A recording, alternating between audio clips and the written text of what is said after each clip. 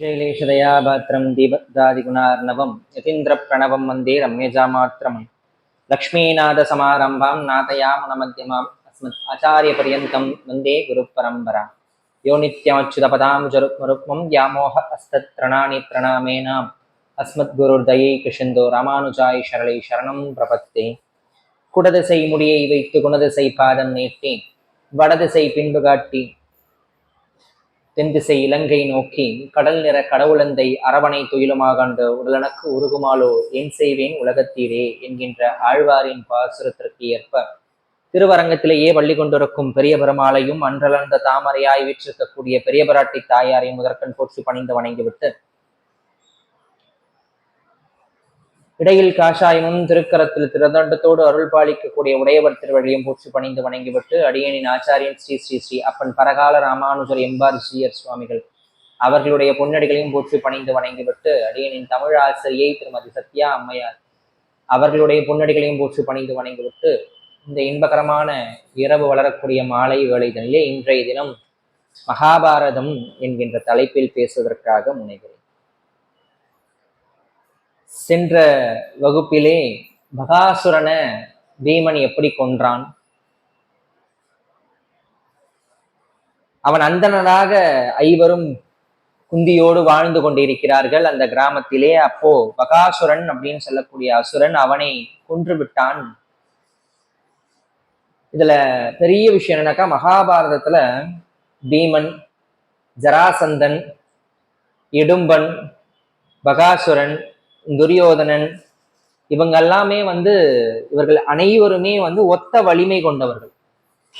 வேற யார் மூலமாகவும் இவர்களுக்கு மரணம் சம்பவிக்காது.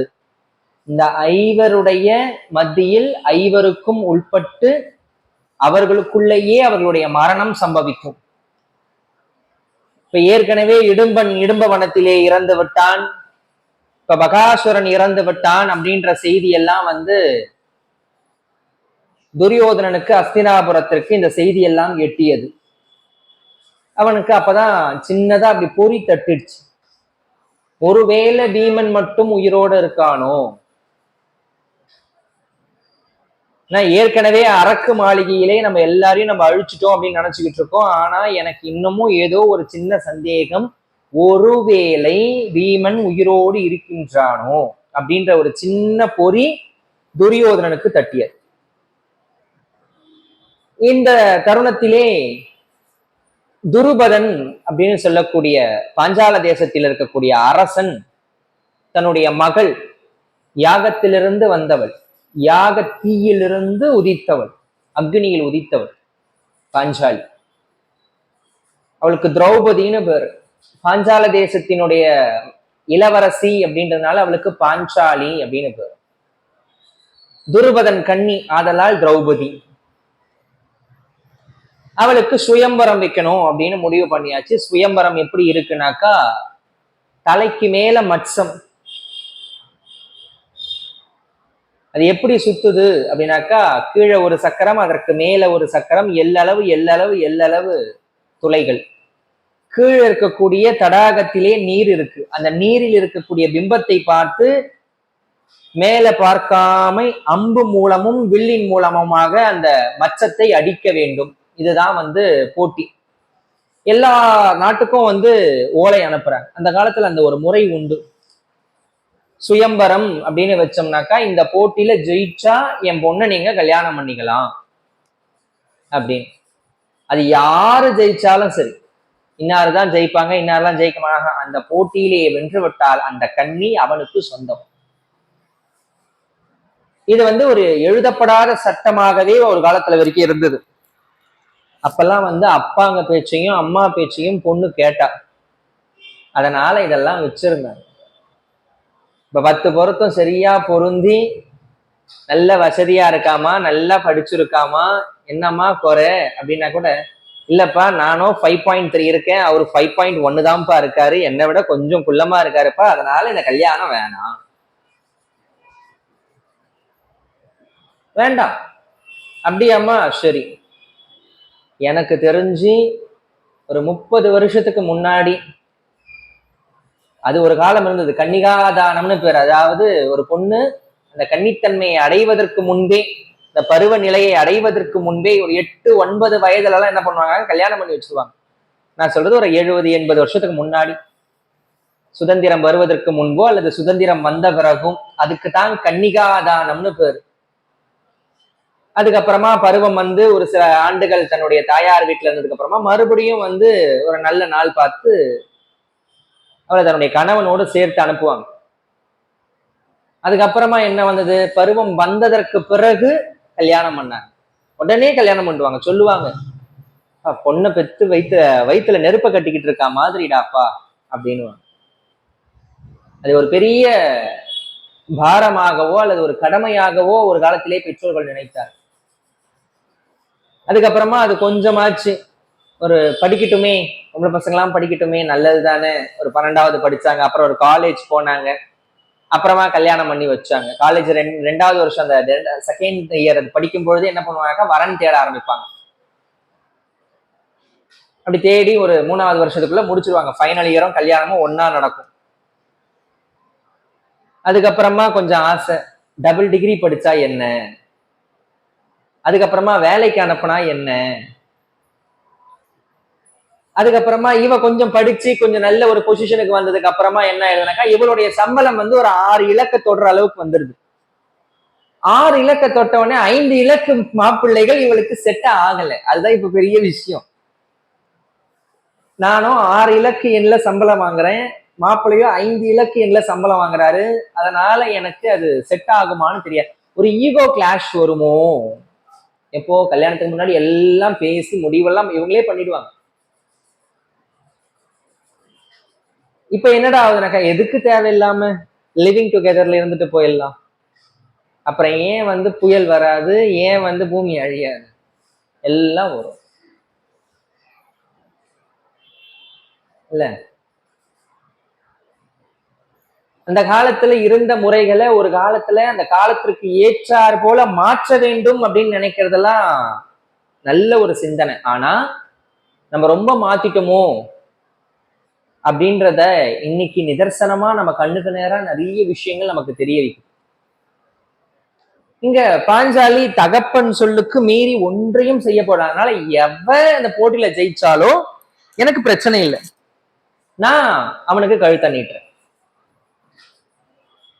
சொல்லுவாங்க. ஒரு காலம் வரைக்கும் இருந்தது. இதெல்லாம் பெண்கள் கிட்ட இருந்த குணங்கள். ஏர் எடுத்து பேச மாட்டாங்க. கணவன் என்ன சொல்றானோ அதுதான் வேத மந்திரம், அவ்வளவுதான். சாப்பிடுறீங்களா அப்படின்னு கேட்கணும்னா கூட கதவுக்கு பின்னாடி நின்றுகிட்டு, சாப்பாடு தயாராயிடுச்சு, நீங்க வந்தீங்கன்னா சாப்பாடு பரிமாறிடலாம் அப்படின்னு நினைக்கிறேன் அப்படின்றத ரொம்ப ஓரமான ஒரு இதமான குரல்ல, இப்ப நம்ம சொன்னோம்னாக்கா ஒரு அஸ்கி வாய்ஸ்ல தான் அந்த அம்மா பேசும். ஆனா அந்த அம்மா 4 பிள்ளை பெற்றிருக்கும்.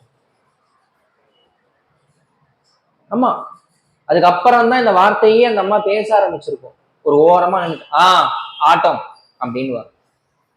அப்படின்னா என்ன, சாப்பாடு போடு, நான் வந்து சாப்பிட்றேன் அப்படின்னு அர்த்தம். இன்னைக்கு அப்படிலாம் இல்லை. ஏய் செஞ்சு வச்சிருக்கேன்டா, அதுல இருக்கு பார், சாப்பிட்டுடு, நான் சாப்பிட்டுட்டேன்.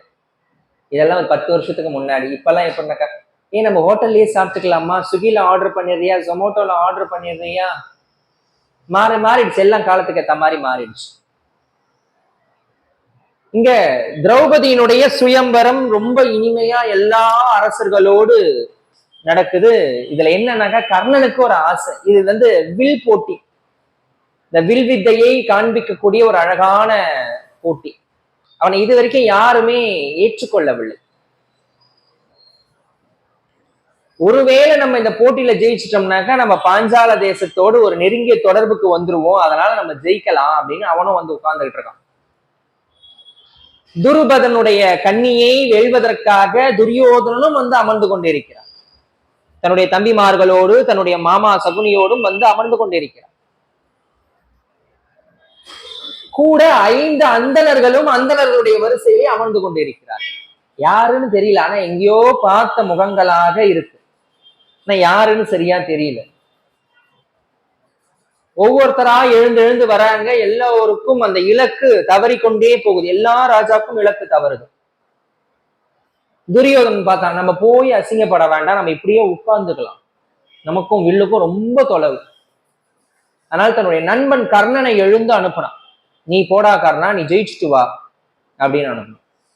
அவன் அடிக்கலான்னு குறிப்பார்த்து அந்த அம்பிலே நான் ஏற்றி அம்பை செலுத்தக்கூடிய அந்த தருணத்திலே திரௌபதி எழுந்து நின்று சொன்னான்.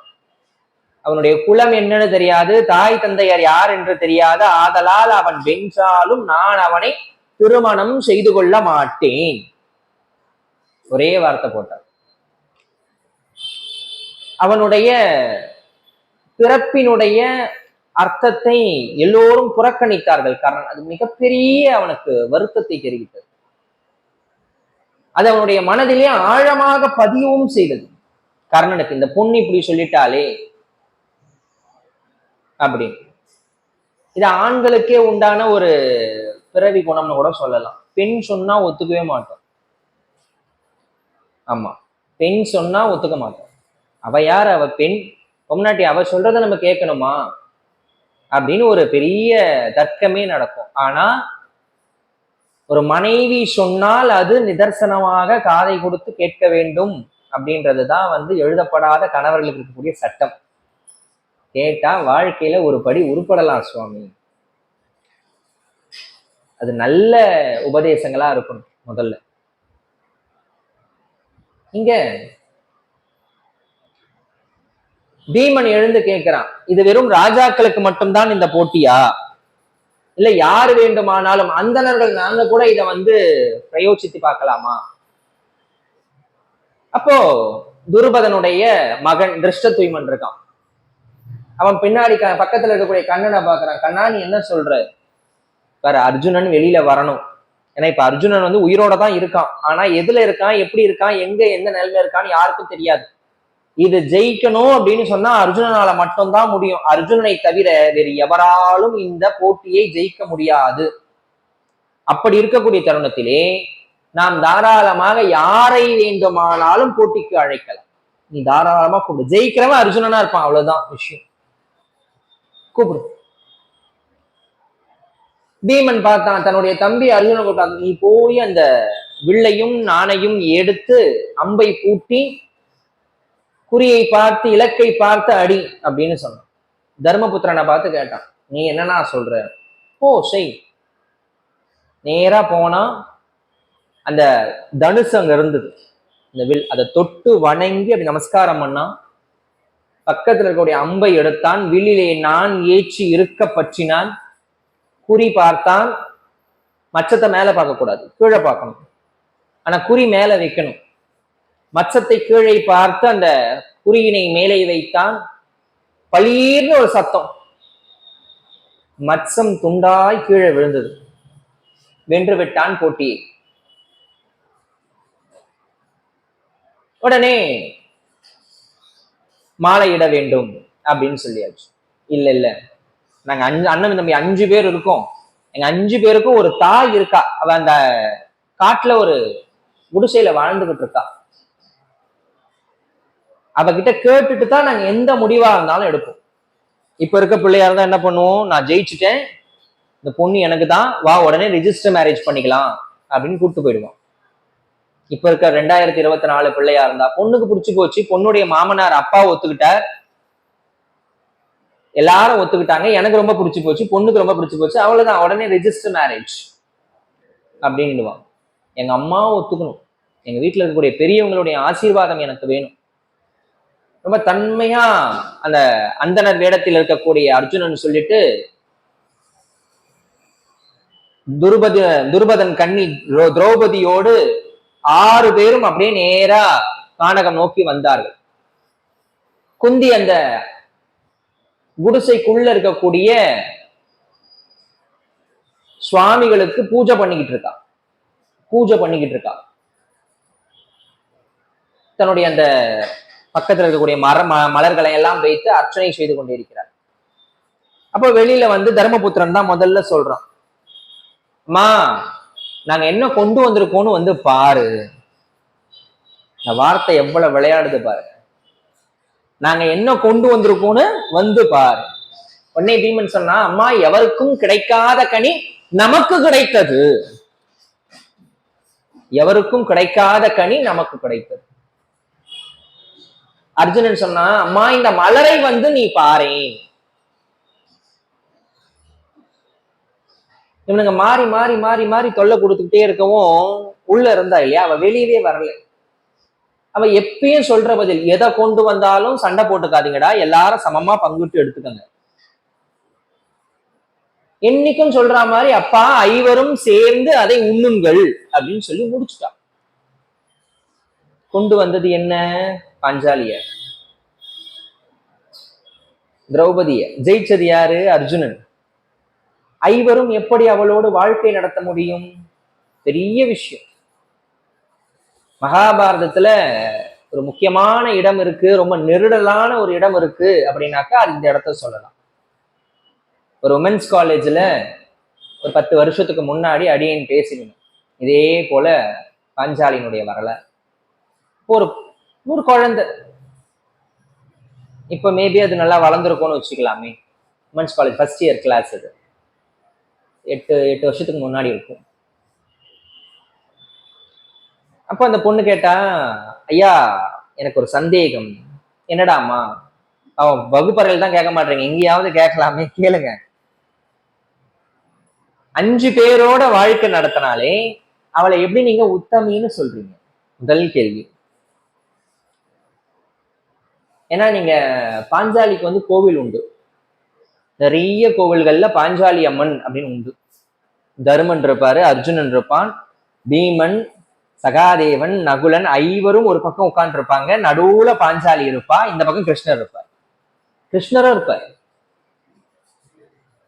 ரொம்ப அதி அற்புதமான கிராம தேவதையாக நிறைய கோவில்கள்ல பாஞ்சாலி இருக்கா. இன்னொரு ஒரு பெரிய விஷயம் என்னன்னாக்கா, இப்போ எல்லா கோவில்லையும் தீ மிதிக்கிறாங்கல்ல, இந்த தீ மிதி திருவிழா, தீ மிதிக்கிற விழா அம்மன் கோவில் எல்லாம் நிறைய செய்யறாங்க இல்லையா. இந்த தீமிதி திருவிழா அப்படின்றதே யாருக்காக வந்தது அப்படின்னு சொன்னா பாஞ்சாலிக்காக மட்டும்தான் வந்தது, வேற யாருக்கும் அது உரிமை கிடையாது. நிறைய அம்மன்லாம் இருக்காங்க இல்லையா, இப்போ தெருவுக்கு 1, தெருவுக்கு 2, கிராமத்துக்கு 2, அந்த மாதிரி இருக்கக்கூடிய கோவில்கள்ல இப்ப தீ மிதிக்கிறாங்க. அது எந்த அம்மனுக்கும் உகந்தது கிடையாது, அது பாஞ்சாலிக்கு மட்டும்தான் உகந்தது. ஏன் அப்படின்னு சொன்னா அந்த திருவிழா 18 நாள் நடக்கும். 18 நாள் திருவிழா நடக்கும். ஏன்னா யுத்தம் 18 நாள். அதுல 18 நாளும் வந்து பாஞ்சாலி அம்மன் வெளியில புறப்பாடாகி வெளியில வருவா. அப்படி வரும் பொழுது தலைவிரி கோலமா தான் வருவா. 18வது நாள் யுத்தம் முடிஞ்சதுக்கு அப்புறமா அம்பாள் அந்த பாஞ்சாலி அம்மனுடைய அந்த குழல், அந்த முடி இருக்கு இல்லையா, அதை நல்லா அழகா சிக்கொடைச்சி தைலமெல்லாம் சாத்தி சிக்கொடைச்சி அதை வாரி அப்படி முடிவாங்க. முடிஞ்சு அதுல பூ வைப்பாங்க. அதுக்கப்புறமா தீக்குழியில இறங்குவாங்க. 18 நாள் விரதம் இருந்து.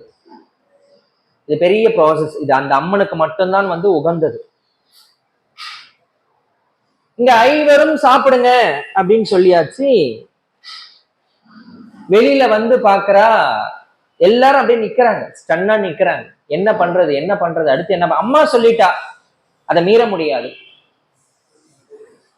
ஏன்னா இத்தனை காலமும் அம்மா என்ன சொன்னாங்களோ அதுபடிதான் வாழ்ந்து கொண்டிருந்தோம், ஆதலால் இனிமேலும் அப்படித்தான் வாழ வேண்டும், இவளை நாங்கள் ஐவரும் மணப்போம் அப்படின்னு தர்மபுத்திரன்னு சொல்றான்.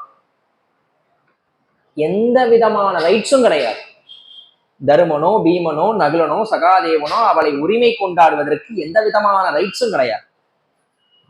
ஆனா அவளை சொல்றாங்க, ஐவரும் அவளோடு நாங்கள் வாழ்க்கை நடத்துவோம். இது எவ்வளவு தர்ம சங்கடமான நிலை தெரியுமா? அது ஒரு ஆணாக இருப்பதை விட அந்த இடத்துல ஒரு பாஞ்சாலியாகவோ ஒரு பெண்ணாகவோ நினைத்து நாம் பார்த்தால் நமக்கு அதனுடைய தர்ம சங்கடம் தெரியும். என்ன பண்றது என்ன பண்றது என்ன பண்றது? உடனே குந்தி யோசிச்சா. வியாசரை நினைத்து தவம் செய்தார், தியானம் செய்தார். வியாசர் வந்தார். சுவாமி, இப்படி ஒரு நிலை, இக்கட்டான சூழ்நிலை, எங்களுடைய குலத்தை காக்கக்கூடிய ரிஷி நீங்கள், குல குரு, நான் அறியாமல் தெரியாமல் சொன்ன இந்த வார்த்தையை ஐவரும் ஏற்றுக்கொண்டனர். இப்ப நான் என்ன பண்றது? வியாசர் சொன்னாரு, அம்மா நீ சொன்னது சத்தியமான வார்த்தை, அவளை ஐவரும் மணப்பார்கள். ஐவரும் மணப்பார்கள். இப்ப இந்த கதையெல்லாம் யார் சொல்லிக்கிட்டு இருக்கா உங்களுக்கு? காலேஜ்ல முரளி சொல்லிட்டு இருக்காரு. ஐவரும் மணப்பார்கள் அம்மா, அதனால நீ கவலை கொள்ளாதே. அது எப்படி சுவாமி சாத்தியமாகும் அப்படின்னாக்கா, படிக்காசு புலவர்னு ஒருத்தர் இருந்தார். அவர் ஒரு பதிகம் பாடினார். ஒக்கையெறி குளிர வைத்தால் ஒருத்தி வில்வேடனை எரித்தால், ஒருத்தி மூவர் பக்கம் இருந்து அமுது அளித்தால், ஒருத்தி எழுபறி தடுத்தால், கொக்கனவே கூறினாலோ கொங்கணன் வாய் அப்படின்னு ஒரு பாட்டு. இத படிக்காசு புலவர் அப்படின்னு சொல்லக்கூடிய ஒரு கவிஞர் எழுதினார். நலமகாராஜாவுடைய வரலாறு. இதுல 5 பெண்களுடைய வரலாறு சொல்லப்பட்டிருக்கு. ஒக்கையெறி குளிர வைத்தால் ஒருத்தி வில்வேடனை எரித்தால், ஒருத்தி மூவர் பக்கம் இருந்து அமுது படைத்தால், எழுபறி தடுத்தால் ஒருத்தி கொக்கனவே கூறினாலோ கொங்கணன் வாய் அப்படின்னு. போஜராஜன் 5 பெண்களுடைய சிறப்பு வரும் இதுல. இதனுள்ள முடிச்சுத்தான் பாஞ்சாலியினுடைய வரலாறு. அப்போ போஜராஜா அப்படின்னு சொல்லிட்டு தமிழகத்துல ஒரு ராஜா இருந்தார். இந்த நகர சோதனை எல்லாம் போவாங்க, இரவு நேரங்கள்ல நகர சோதனைக்கு எல்லாம் போற பழக்கம் உண்டு ஒரு காலத்துல. ராஜா மாறு வேடத்துல போவாங்க. அப்படி மாறு வேடத்துல போகும்பொழுது எல்லார் வீடும் விளக்கெல்லாம் அணைக்கப்பட்டு இருக்கு. ஆனா ஒரு வீட்டுல மட்டும் தணல் எரியுது. அடுப்புல இருக்கக்கூடிய அந்த நெருப்பு தக தக தக தகன்னு எரியுது. மேல ஏதோ பாத்திரத்துல கொதிக்குது. மடியிலே அந்த ஜன்னல்ல பாக்குறாரு. மடியில அந்த வீட்டு அம்மாவுடைய மடியில அவருடைய கணவன் படுத்துக்கிட்டு இருக்காரு. லொக்கு லொக்கு லொக்கு லொக்குன்னு இரும்பி ஒரு 2-3 மணி நேரமா இரும்பி அப்பதான் அவர் படுத்துக்கிட்டு இருக்காரு. ரொம்ப சிரமப்பட்டு படுத்துட்டு இருக்காரு. அவருடைய கை குழந்தை ஒரு பக்கம் இருக்கு. இப்ப குழந்தை தூங்கிடுச்சேன்னு எடுத்து அப்படி போட்டுட்டு இவ கணவனை தொந்தரவு பண்ணாம உட்கார வச்சுக்கிட்டு இருக்கா. என்ன பண்றது? ஒலை கொதிக்குதுங்க, நெருப்ப அணைக்கணும், மேல இருக்கக்கூடிய பாத்திரத்தை நிறுத்தணும். என்ன செய்யறதுன்னு யோசிச்சுட்டே இருக்கா. ஆனா எழுந்து போனா கணவனுடைய தூக்கம் கெட்டு வருமே. கிட்டத்தட்ட ஒரு 2-3 மணி நேரமா அவர் தூங்க முடியாம இரும்பி இப்பதான் தூங்கிட்டு இருக்காரு. என்ன பண்றது யோசிச்சுட்டே இருக்கா. அவ என்ன பண்றதுன்னு யோசிக்கிறதுக்குள்ள இந்த குழந்தை, ஏன்னா கை குழந்தை இல்லையா, தவழ்ந்து போற குழந்தை, அது அப்படியே தூக்கத்துல இருந்து எழுந்து கொஞ்சம் கொஞ்சமா தவழ்ந்து போய் அது என்னமோ அங்க நல்லா அழகா திகுன்னு எரியுதே. ஏதோ ஒரு பந்து மாதிரி இருக்கே, அழகா இருக்கு, அது என்னமோ ஒரு பூ மாதிரி இருக்கு அப்படின்னு அந்த நெருப்பு கிட்ட அந்த குழந்தை போகுது. இவ எழுந்தா கணவனுடைய தூக்கம் கொட்டுட்டுமே, இவ அப்படியே உட்கார்ந்துகிட்டு இருக்கா. வெளியில போஜராஜா இதெல்லாம் ஜன்னல் இருந்து பாக்குற. குழந்தை நேரா போய் தொட போகுது. இவன் நெருப்புக்கு சத்தியம் பண்றா. இங்க பாரு அக்னியே, நான் என் கணவன் மீது வைத்திருந்த பக்தி உண்மையானால் அந்த குழந்தைக்கு நீ சந்தனம் போல இருக்க வேண்டும். இவ சொல்லி முடிச்சாலும் இல்லையோ, நேரா குழந்தை போய் அந்த நெருப்புல கைய வச்சது. குழந்தைக்கு நெருப்பு சுடவே இல்லை. பெரிய ஆச்சரியம் போஜராஜா. மறுநாள் காலையில சபையை கூட்டினார். வெண்தழலும் சந்தனம் ஆகுமா? அவருக்கு சந்தேகம். வெண்தழலும் சந்தனம் ஆகுமா? அது எப்படி ஆகும்? நெருப்பு எப்படி சந்தனமா குளிரும்? முடியவே முடியாது. நெவர். யாராலும் அப்படி செய்ய முடியாது. இல்ல, நான் அதை பார்த்தேன். இப்படி ஒரு பத்தினி பெண் நம்மளுடைய ராஜ்யத்திற்கு உட்பட்ட ஊரிலே இருக்கிறாள் அப்படின்னு இதை பறைசாட்டு. ஒக்கையெறி குளிர வைத்தால் ஒருத்தி, வில் வேடனை எரித்தாள். நலமகாராஜாவுடைய வரலாறு. மகாபாரதத்துல நலமகாராஜா கதை சொல்லாம நீங்க நகர முடியாது. இந்த நலமகாராஜா யாரு அப்படின்னாக்கா தமயந்தி. இப்பெல்லாம் எதுலயோ காதல் பண்றாங்கல்ல. ஒரு காலத்துல கடுதாசி எழுதினாங்க. எனக்கு தெரிஞ்சு நான்லாம் இந்த வருஷம் முடிவுல ஒரு ரிசல்ட்னு ஒண்ணு அனுப்புவாங்க. 4ஆவதுல இருந்து 5ஆவது பாஸ் ஆயிட்டோம், 3ஆவதுல இருந்து 4ஆவது பாஸ் ஆயிட்டோம் அப்படின்னா போஸ்ட் கார்டுல வரும், யூ ஆர் ப்ரொமோட்டட் அப்படின்னு ஒரு ஸ்டாம்ப் ஒன்று போட்டு ஸ்கூல்ல இருந்து ஒரு கார்டு ஒன்று வரும். அதுக்கு இருக்கிற சந்தோஷம் இதுக்கப்புறம் வேற எதுக்குமே இருக்காது. அப்பா எப்படியோ இந்த ஒரு வருஷத்தை ஓட்டி தப்பிச்சு வெளியில வந்துட்டோம்டா சாமி, இனி அந்த புக்கை தொட வேணாம் பாரு, அன்னைக்கே எடுத்துட்டு போய் அதை மொத்தத்தையும் கொண்டு போய் கைலாங்கல்ல போட்டுருவோம். அது வரைக்கும் வெயிட் பண்ணுவோம் அந்த புக்கெல்லாம் வச்சுக்கிட்டு. எனக்கு தெரிஞ்சு நான் பண்ணிருக்கேன்.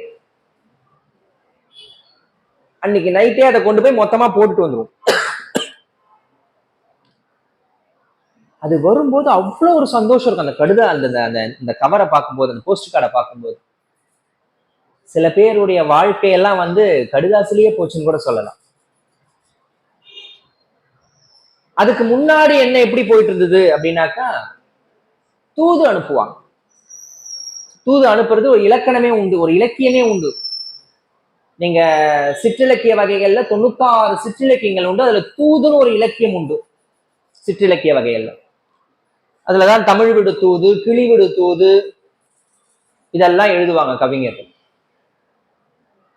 அப்படி இருக்கும் பொழுது இந்த நலனும் தமயந்தியும் எதை தூது விட்டாங்க அப்படின்னாக்கா, அன்னப்பக்ஷியை தூது விட்டார்களாம். ஏன் அன்னப்பக்ஷியை தூது விடணும்? நிறைய பறவை இருக்கு. இப்ப ஆண்டாள்லாம் கிளியை தூது விட்டா, மேகத்தை தூது விட்டா, தன்னுடைய அந்த விரகதாபத்தை தூது விடும் பொழுது, எம்பெருமான் மீது தூது விடும்போது, ஏ கிளியே இங்க வா, நீ இங்க நின்று கீ கீ கீ கீன்னு கத்தாத, நேரா போ, திருமாலும் ஜோலை அழகர்கிட்ட போ, அந்த பெருமான் காதுல போய் ஆண்டாள்னு ஒருத்தி இருக்கா, ஆண்டாள்னு ஒருத்தி இருக்கான்னு சொல்லிட்டு வா. அப்புறம் பார்த்தா மேகத்தெல்லாம் கூப்பிட்டா, ஏ மேகங்களை இங்க வாங்க, நீங்க எல்லாம் என்ன பண்றீங்க, நீரை குடிக்கணும் இல்லையா? மேகங்கள்னா நீரை குடிச்சாதான் மேகங்களா மாறும். எங்கேயோ கடல்ல போய் நீங்க நீரை குடிக்கிறீங்கல்ல, இங்க வா, அதை விட அதிகமான நீர் நான் ஒரு இடத்துல காட்டுறேன் வாங்க. எங்க இருக்குன்னு கேக்குதான் மேகம் எல்லாம். இதோ என் கண்ணுல இருக்கு பாரு, தாரதாரியா கொட்டுது பாரு. இந்த மேகம் இந்த தண்ணீர் எல்லாம் குடிச்சிட்டு போயிட்டு மேகங்கள்லாம் எங்க வர்ஷிக்கும் அப்படின்னாக்கா, நேரா மலைக்கு போய் அதெல்லாம் வர்ஷிக்கும். மலையில யார் இருக்கா? திருமலையப்பன் இருக்கான், திருவேங்கடமுடையான் இருக்கான். அங்க போய் வர்ஷி, போய் பொழி. அப்படி பொழியும் பொழுது என்னன்னாக்கா, கண்ணீர் சுடும். 2 விதமான கண்ணீர் உண்டு. ஆனந்தத்துல வர கண்ணீர் உண்டு, ஆழ்ந்த துக்கத்துல வர கண்ணீர் உண்டு. துக்கத்துல வர கண்ணீர் உள்பக்கமா வரும், அது கொஞ்சம் உப்பு கரிக்கும், சூடா இருக்கும். துக்கத்துல வர கண்ணீர் சூடா இருக்கும், உப்பு கரிக்கும், உள்பக்கமாக வரும். ஆனந்த கண்ணீர்னு ஒண்ணு உண்டு, வெளிப்பக்கமா வரும், வெளிப்பக்கமா வரும். அது கொஞ்சம் தித்திப்பா இருக்கும், ஜில்லுன்னு இருக்கும். அது எப்பயோ ஒரு வாட்டி நமக்கு ஒரே ஒரு சிட்டிகை வர்றதுனால நம்மளுடைய அதனுடைய அருமை தெரியல. ஆனா அது அந்த பக்கமா வரும், வெளியில வரும் ஆனந்த கண்ணீர். இங்க இந்த கண்ணீரை எல்லாம் குடிச்சிட்டு போய் அந்த மேகம் போய் அந்த திருமலையில போய் வர்ஷி, அங்க போய் உனக்கு வர்ஷிச்சனாக்கா திருவேங்கடமுடையான் கேட்பான், என்ன மழை நீர் சுடுது அப்படின்னு. இல்ல, உனக்காக ஸ்ரீவில்லிபுத்தூர்ல ஆண்டாள்னு ஒருத்தி விட்ட கண்ணீர் தான் சுவாமி இது அப்படின்னு சொல்லி. அதனால மேகத்தை தூது அனுப்பலாம், கிளிய தூது அனுப்பலாம். இங்க அன்னபக்ஷியை தூது அனுப்புறாங்க, நலனும் தமயந்தியும். ஏன் அன்னபக்ஷி எடுக்கணும்? அன்னபக்ஷி கிட்ட ஒரு பழக்கம் உண்டு. நீங்க பாலையும் தண்ணீரையும் ஒன்னா வைத்தால் பாலை மட்டும் சாப்பிடும், தண்ணீரை விட்டுடும். அது எப்படி? எங்க பிள்ளைங்க கேட்பானுங்க பாறை எடுக்கும்போது, அது என்ன சார் அது? சார் பாலையும் தண்ணீரையும் ஒன்னா, எண்ணெயும் தண்ணியும் ஒன்னா கலந்தா எண்ணெயை தனியா பிரிச்சிடலாம். நீங்க பாலையும் தண்ணியும் மொத்தமா விட்டீங்கன்னாக்கா, சார் எங்க அம்மா எல்லாம் பேக்கெட் பாலை பிரிச்சு ஊத்துற உடனே 2 பேக்கெட் பால் அளவுக்கு தண்ணி ஊத்துறாங்களே சார், அதுக்கு மொத்தமா கலந்துட்டே எப்படி அது குடிக்க முடியும் பிரிச்சு? அப்போ அது பிரிக்கணும் அப்படின்னு சொன்னா அது நாக்குல வேற ஏதோ ஒரு அமிலம் சுரக்கணும், அது அந்த லாக்டிக்கை மட்டும் எடுக்கணும், அவ்வளவுதான் விஷயம் சயின்டிபிக்கா சொல்லணும்னா. ஆனா இதனுடைய உள்ளார்ந்த அர்த்தம் என்னன்னாக்கா, அன்னபக்ஷியை போல ஒவ்வொரு மனிதரும் இருக்க வேண்டும். என்ன, இந்த சமூகம் அப்படின்றது நல்லதும் இருக்கும் கெட்டதும் இருக்கும், பாலும் இருக்கும் தண்ணீரும் இருக்கும். நமக்கு தேவையான பாலை மட்டும் நல்லதை மட்டும் எடுத்துக்கொள்ள வேண்டும், கெட்டதை அங்கேயே இருக்கட்டும் விட்டணும், அவ்வளவுதான். இதுதான் அன்னபக்ஷி கிட்ட இருந்து நம்ம கத்துக்கணும்.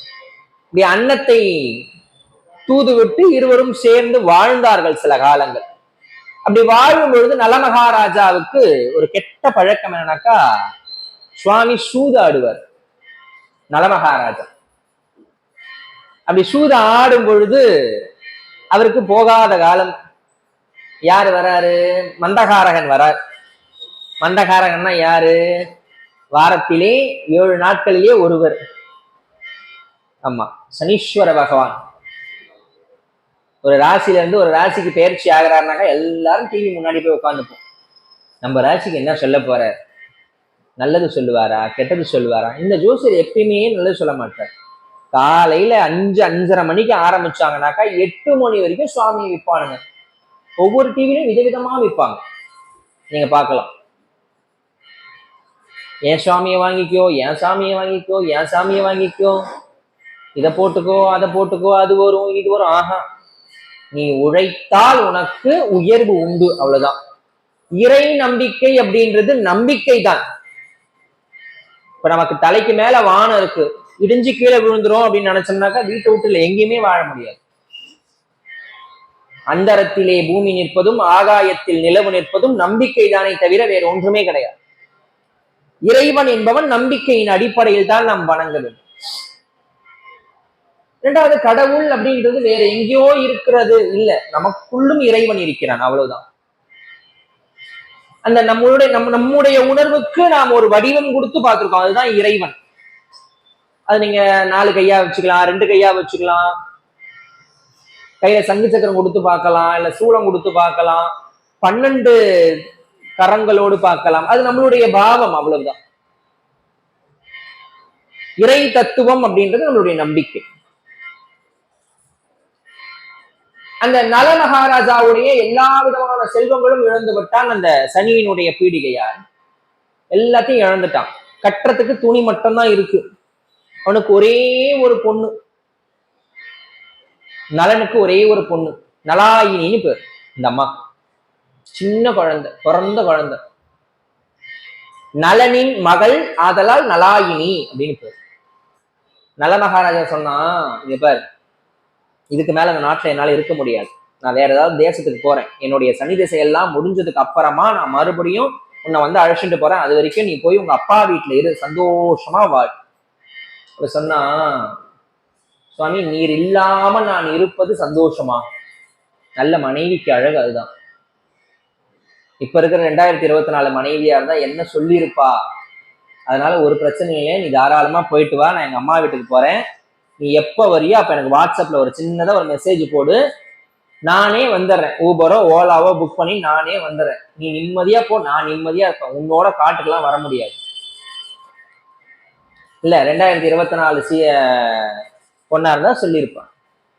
அப்போ அந்த காலத்துல வாழ்ந்தா, மகாபாரதத்துக்கு முன்னாடி வாழ்ந்தா. அவ சொல்லிட்டா, இல்ல சுவாமி உன்னை விட்டு சன நேரம் கூட பிரிய மாட்டேன், நான் உன் கூட தான் வருவேன். சரி வா அப்படின்னு கூப்பிட்டு போறான். குழந்தைங்க எல்லாம் கொண்டு போய் பாட்டி வீட்டுல விட்டுட்டு நேரா கூட்டிட்டு வரான். 2 பேரும் ஒரு நாள் இரவு தங்கி இருக்காங்க, ஒரு பாழடைஞ்ச மண்டபம், அந்த மண்டபத்துல தங்கி இருக்காங்க. இவன் பார்த்தான், இந்த பெண்ணை நாம் இப்படியே அழைத்து கொண்டு சென்றால் நமக்கு விடிவே மோட்சமே வராது, அதனால என்ன பண்ணலாம், இவ இங்கேயே தூங்கட்டும், நம்ம இப்படியே போயிடலாம், வேற ஏதாவது காட்டுக்கு போயிடலாம். நம்ம இல்லை அப்படின்னு சொல்லிட்டா இவ என்ன பண்ணுவா, இல்ல அவர் வரும்போது வரட்டும் அப்படின்னு சொல்லிட்டு அம்மா வீட்டுக்கு போயிடுவா. அம்மா அப்பா வீடு இருக்கு இல்லையா, அங்க போயிடுவா. அதனால நம்ம கிளம்பிடலாம் அப்படின்னு சொல்லிட்டு நல மகாராஜா அங்கிருந்து இரவோடு இரவாக அவருடைய முந்தானை தலைப்பையிலே ஓரளவு 4 முழம் அளவுக்கு கழித்து இடையிலே ஆடையாக அணிந்து கொண்டு அங்கிருந்து கிளம்பிட்டான். விடுந்து பார்க்கறான், பக்கத்துல ஆத்துக்கார் இல்ல, நல மகாராஜா இல்ல, தமையந்தி பக்கத்துல. தேடி தேடி தேடி தேடி பார்க்கிறார். அப்ப அந்த ஒரு பக்கமா ஒரு வேடுவன் வருவான். அவன் பார்க்கறான், அவன் சொல்றான், அண்ணா இந்த பக்கமா போற வழியில என்னுடைய ஆத்துக்காரர் பாத்தீங்களா, நலமகாராஜான்னு பேரு, என்னுடைய பேர் தமையந்தி, பாத்தீங்களா?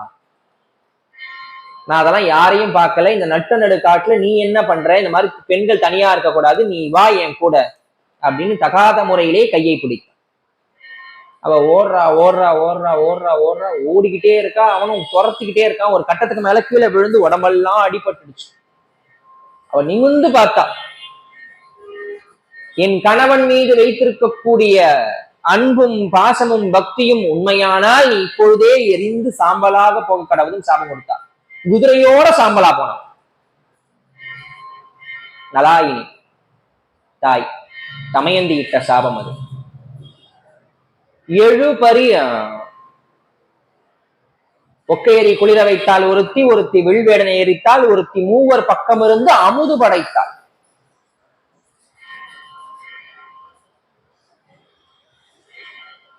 பூலோகத்துல அனுஷியா அப்படின்னு ஒரு அம்மா இருந்தாங்க. அனுஷியா. நாரதர் வரார், அனுஷியாவுடைய ஆசிரமத்துக்கு வரார். வந்து பாக்குறாரு, கொஞ்சம் போல அப்படி கையில கீழே இருக்கக்கூடிய அந்த கல்லெல்லாம் எடுத்து கொஞ்சம் கொஞ்சமா எடுத்து பொறுக்கி எடுத்து, அம்மா இந்த கல்லை எல்லாம் அகித்து எனக்கு கடலையாக கொடு அப்படின்னு கொடுக்குற. யோசனை பண்ணி பாருங்க, நம்ம ஊர்ல மூக்கலைய வாங்கி நைட்டு முழுக்க ஊற வச்சு, அதுக்கப்புறமா விடிய காத்தால எழுந்து அதை குக்கர்ல போட்டு 4 விசில் 5 விசில் வச்சோம்னா கூட சில வேக்காடு வேக மாட்டேங்குது, வேகாது. மறுபடியும் அதை இன்னொரு 4 விசில் வைப்போம் வீட்டுல பெண்கள்லாம். இந்த மனுஷன் சும்மா இல்லாம கீழே இருக்கக்கூடிய கல்லெல்லாம் எடுத்து இதை வேக வச்சு கொடு அப்படின்னா, அப்ப நேரா போனா குக்கர்லாம் இல்லை, பானையில போட்டா வேக வச்சா கொண்டு வந்து இலை போட்டு கையில கொடுத்துட்டா சுண்டல் நல்ல பதமா எதமா வெந்திருக்கு. என்ன மேஜிக் இது? இதை எங்க போய் சொல்றாரு? திரிலோக சஞ்சாரியாக இருக்கக்கூடிய நாரத முனி 3 உலகத்துக்கும் போய் சொல்றாரு. சத்தியலோகத்துக்கு போறாரு, கைலாயத்துக்கு போறாரு, வைகுந்தத்துக்கு போறாரு. 3 இடத்துலயும் போய் சொல்றாரு. முப்பெரும் தேவர்களும் கிளம்பி வராங்க. யாரை சோதிக்கிறதுக்கு? அனுஷியா தேவியை சோதிக்கிறதுக்காக வராங்க. எப்படி வராங்க அப்படின்னாக்கா தவசீலராக வராங்க 3 பேரும். பவதி பிக்ஷாந்தேகின்னு கேட்கிறாங்க. அவ எப்பேற்பட்டவள் அப்படின்னாக்கா பின்தூங்கி முன்னெழுவாள். ஒரு காலத்துல அப்படிதான் இருந்தாங்க பெண்கள்லாம். கணவன் தூங்குனதுக்கு அப்புறமா கணவனுக்கு பாத சேவை பண்ணிட்டு கால் அமைக்கி விட்டுட்டு கணவனுடைய கால் மாட்டாண்டியே படுப்பாங்க. அது ஒரு காலம் இருந்தது. நானே மாத்திரை போடுறேன்ப்பா, நீ வேற அவருக்கு கால் அமைக்கி விட்டா, எனக்கே யாராவது கால் அமைக்கி விடணும், அவரு தான் அமைக்கி விடுவாரு எப்பயாவதுனா. இல்ல, இதெல்லாம் பர்சனல்ப்பா, வெளில சொல்லாதப்பா. இப்ப பாத சேவை பண்ணிட்டு அந்த காலாண்டியே படுக்கிறவங்க எல்லாம் இன்னும் கூட இருக்காங்க. எங்கேயோ அத்தி புத்தா மாதிரி 1-2 பாக்குறோம்னு வச்சுக்கோங்களேன். இவன் அப்பேற்பட்ட பத்தினி பெண். கணவன் ஒரு வார்த்தை சொல்லிட்டாருன்னா அதை தாண்டி அப்படி போக மாட்டான். இவளை சோதிக்கணும், இவளுடைய கற்புத்தன்மையை சோதிக்கணும். 3 பேரும் கீழே இறங்கி தவசிலராக வராங்க. பவதி பிக்ஷாந்தேவின்னு கேட்கிறாங்க. வாங்க தாராளமா வந்து சாப்பிடுங்க. உள்ள போறாங்க, இலை போடுறாங்க, பரிமாறணும், தண்ணி எல்லாம் தெளிச்சாச்சு. அப்ப 3 பேரும் ஒருமித்த குரல்ல சொல்றாங்க, அம்மா நாங்க நீங்க நினைக்கிற மாதிரி சாதாரண சன்னியாசி கிடையாதம்மா, எங்களுக்குன்னு ஒரு தவ நிலை இருக்கு. எங்களுக்கு பரிமாறுபவர்கள் ஆடை இல்லாமல் பரிமாற வேண்டும். அப்படி இருந்தா நாங்க சாப்பிடுவோம், இல்லைன்னா நாங்க சாப்பிட மாட்டோம், நாங்க போயிடுவோம். அப்படியா அப்படின்னு ஒரு நிமிஷம் அப்படி உள்ள போய் தன்னுடைய கணவனை நினைத்து பார்த்தார். வந்தது யார் என்று இவளுக்கு தெரிந்து விட்டது. ஓ, சிவனும் பிரம்மாவும் திருமாலும் வந்திருக்காங்க என்ன சோதிக்கிறதுக்காக. தன்னுடைய கணவனுக்கு நித்தியப்படி பாத சேவை செய்வார். வெளியில போயிட்டு வராரு இல்லையா, அப்படி வெளியில போயிட்டு வர்றவருக்கு பாதத்தை அலம்பி அந்த தீர்த்தத்தை கொண்டு போய் உள்ள வச்சிருப்பாள். பாதத்தை அலம்பி தீர்த்தத்தை கொண்டு போய் உள்ள வச்சிருப்பா. அந்த தீர்த்தத்தை கொண்டு வந்தா தன்னுடைய கற்புத்தன்மையின் பெயரால் சபதம் செய்து 3வரையும் கை குழந்தையாக மாற்றினார். 3 பேரையும் கை குழந்தையா மாத்தினான். அந்த 3 சன்னியாசிகளும் சொன்னது போல ஆடை இல்லாமல் வந்து அந்த 3 குழந்தைகளுக்கும் பரிமாறலாம். எல்லாம் கை குழந்தை, ஒரு மாசம் 2 மாசம் கை குழந்தை. 3 பேருக்கும் என்னென்ன தேவையோ எல்லாத்தையும் பரிமாறிக்கிட்டே இருந்தா. கணவன் வர நேரம் ஆயிடுச்சு. நேரா உள்ள போய் ஆடை அணிந்து கொண்டு கணவனை வரவேற்று பாத பூஜை செய்து அமர்த்தினார். 3 தொட்டில 3 குழந்தைகள் இருக்கு. இது ஏது புதிதாக குழந்தைகள்னு கேட்டார் கணவன். நடந்தது எல்லாத்தையும் சொன்னான். அவருக்கு ஒரு யோசனை, ஒருவேளை டெஸ்ட் டியூப்ல பெற்றிருப்பாலோ, ஏன்னா இப்பெல்லாம் நடக்குது இல்ல அது. கணவனே இல்லாம கூட குழந்தை பெற்றுக்கலாம் இல்லையா? ஆண் இல்லாமல் பெண் குழந்தை பெற்றுக்கொள்ளலாம், பெண் இல்லாமல் ஆண் குழந்தை பெற்றுக்கொள்ளலாம், வாடகை தாய் மூலமாக பெற்றுக்கொள்ளலாம், எப்படி வேணாலும் பெற்றுக்கலாம். ஒரு காலத்துல சொல்லுவாங்க, காசு இருந்தா அப்பா அம்மாவை மட்டும்தான் வாங்க முடியாது, மத்த எல்லாத்தையும் வாங்கலாம். இப்ப அது கூட கிடைக்குது. ஆமா. அதனால பிரச்சனையே கிடையாது. பணம் இருந்து விட்டால் போதும். இங்க எல்லாத்தையும் சொன்ன உடனே ரொம்ப சந்தோஷப்பட்டு, ஆகா நமக்கு 3 தேவர்களுமே, முப்பெரும் தேவர்களுமே நமக்கு வந்து குழந்தையாக கிடைச்சிட்டாங்க அப்படின்னு நாள் ஒரு மேனியும் பொழுது ஒரு வண்ணமா அவங்க வளர்க்க ஆரம்பிக்கிறாங்க. கணவன்மாரை விட்டுட்டு 3 பேர் அங்க என்ன பண்ணுவாங்க? பார்வதி, மகாலட்சுமி, சரஸ்வதி 3 பேரும் இறங்கி வராங்க அனுசுயாவினுடைய ஆசிரமத்துக்கு. 3 பேரை வந்து மன்றாடி கெஞ்சி, அம்மா எங்களுடைய கணவர்கள் நீங்க திருப்பி கொடுத்துருங்க, 3 பேரும் இப்படி ஆக்கிருக்கீங்க. ஏன்னா என்ன சொல்லுது, ஆக்கல், அழித்தல், படைத்தல் முப்பெரும் தொழில்கள். பிரம்மா படைக்க வேண்டும், அதை அருளல் அப்படின்னு சொல்லக்கூடிய காத்தல் தொழிலால் திருமால் காக்க வேண்டும், அழித்தலால் ருத்ரமூர்த்தி அழிக்க வேண்டும். இப்படி முத்தொழிலுமே வந்து ஸ்தம்பிச்சு போயிருக்குமா, நீங்க தயவு செய்து எங்களுடைய கணவர்களை திருப்பி கொடுங்க. அப்போ அனுஷ்யா ஒரு வரம் கேட்டா, எனக்கு இந்த 3 குழந்தைங்களும் ரொம்ப பிடிச்சு போச்சு, 3 குழந்தைகளின் அம்சமாக எனக்கு குழந்தைகள் பிறக்க வேண்டும், ஆதலால் எனக்கு அந்த குழந்தை பாக்கிய வரம் வேண்டும் கேட்டார். அதனால என்ன, முப்பெரும் தேவர்களின் அம்சமாக உமக்கு ஒரே குழந்தையாக பிறக்கும் அப்படின்னு. அதுதான் பின்னாடி தத்தாத்திரேயருடைய வழிபாடு. அனுசுயா தேவிக்கு தத்தாத்திரேயர் அப்படின்னு சொல்லிட்டு ஒரு குழந்தை வந்து பிறப்பார். முப்பெரும் தேவர்களுடைய அம்சமாகவே தத்தாத்திரேயனுடைய பிறப்பு இருக்கும். அதற்கு அடுத்தபடியாக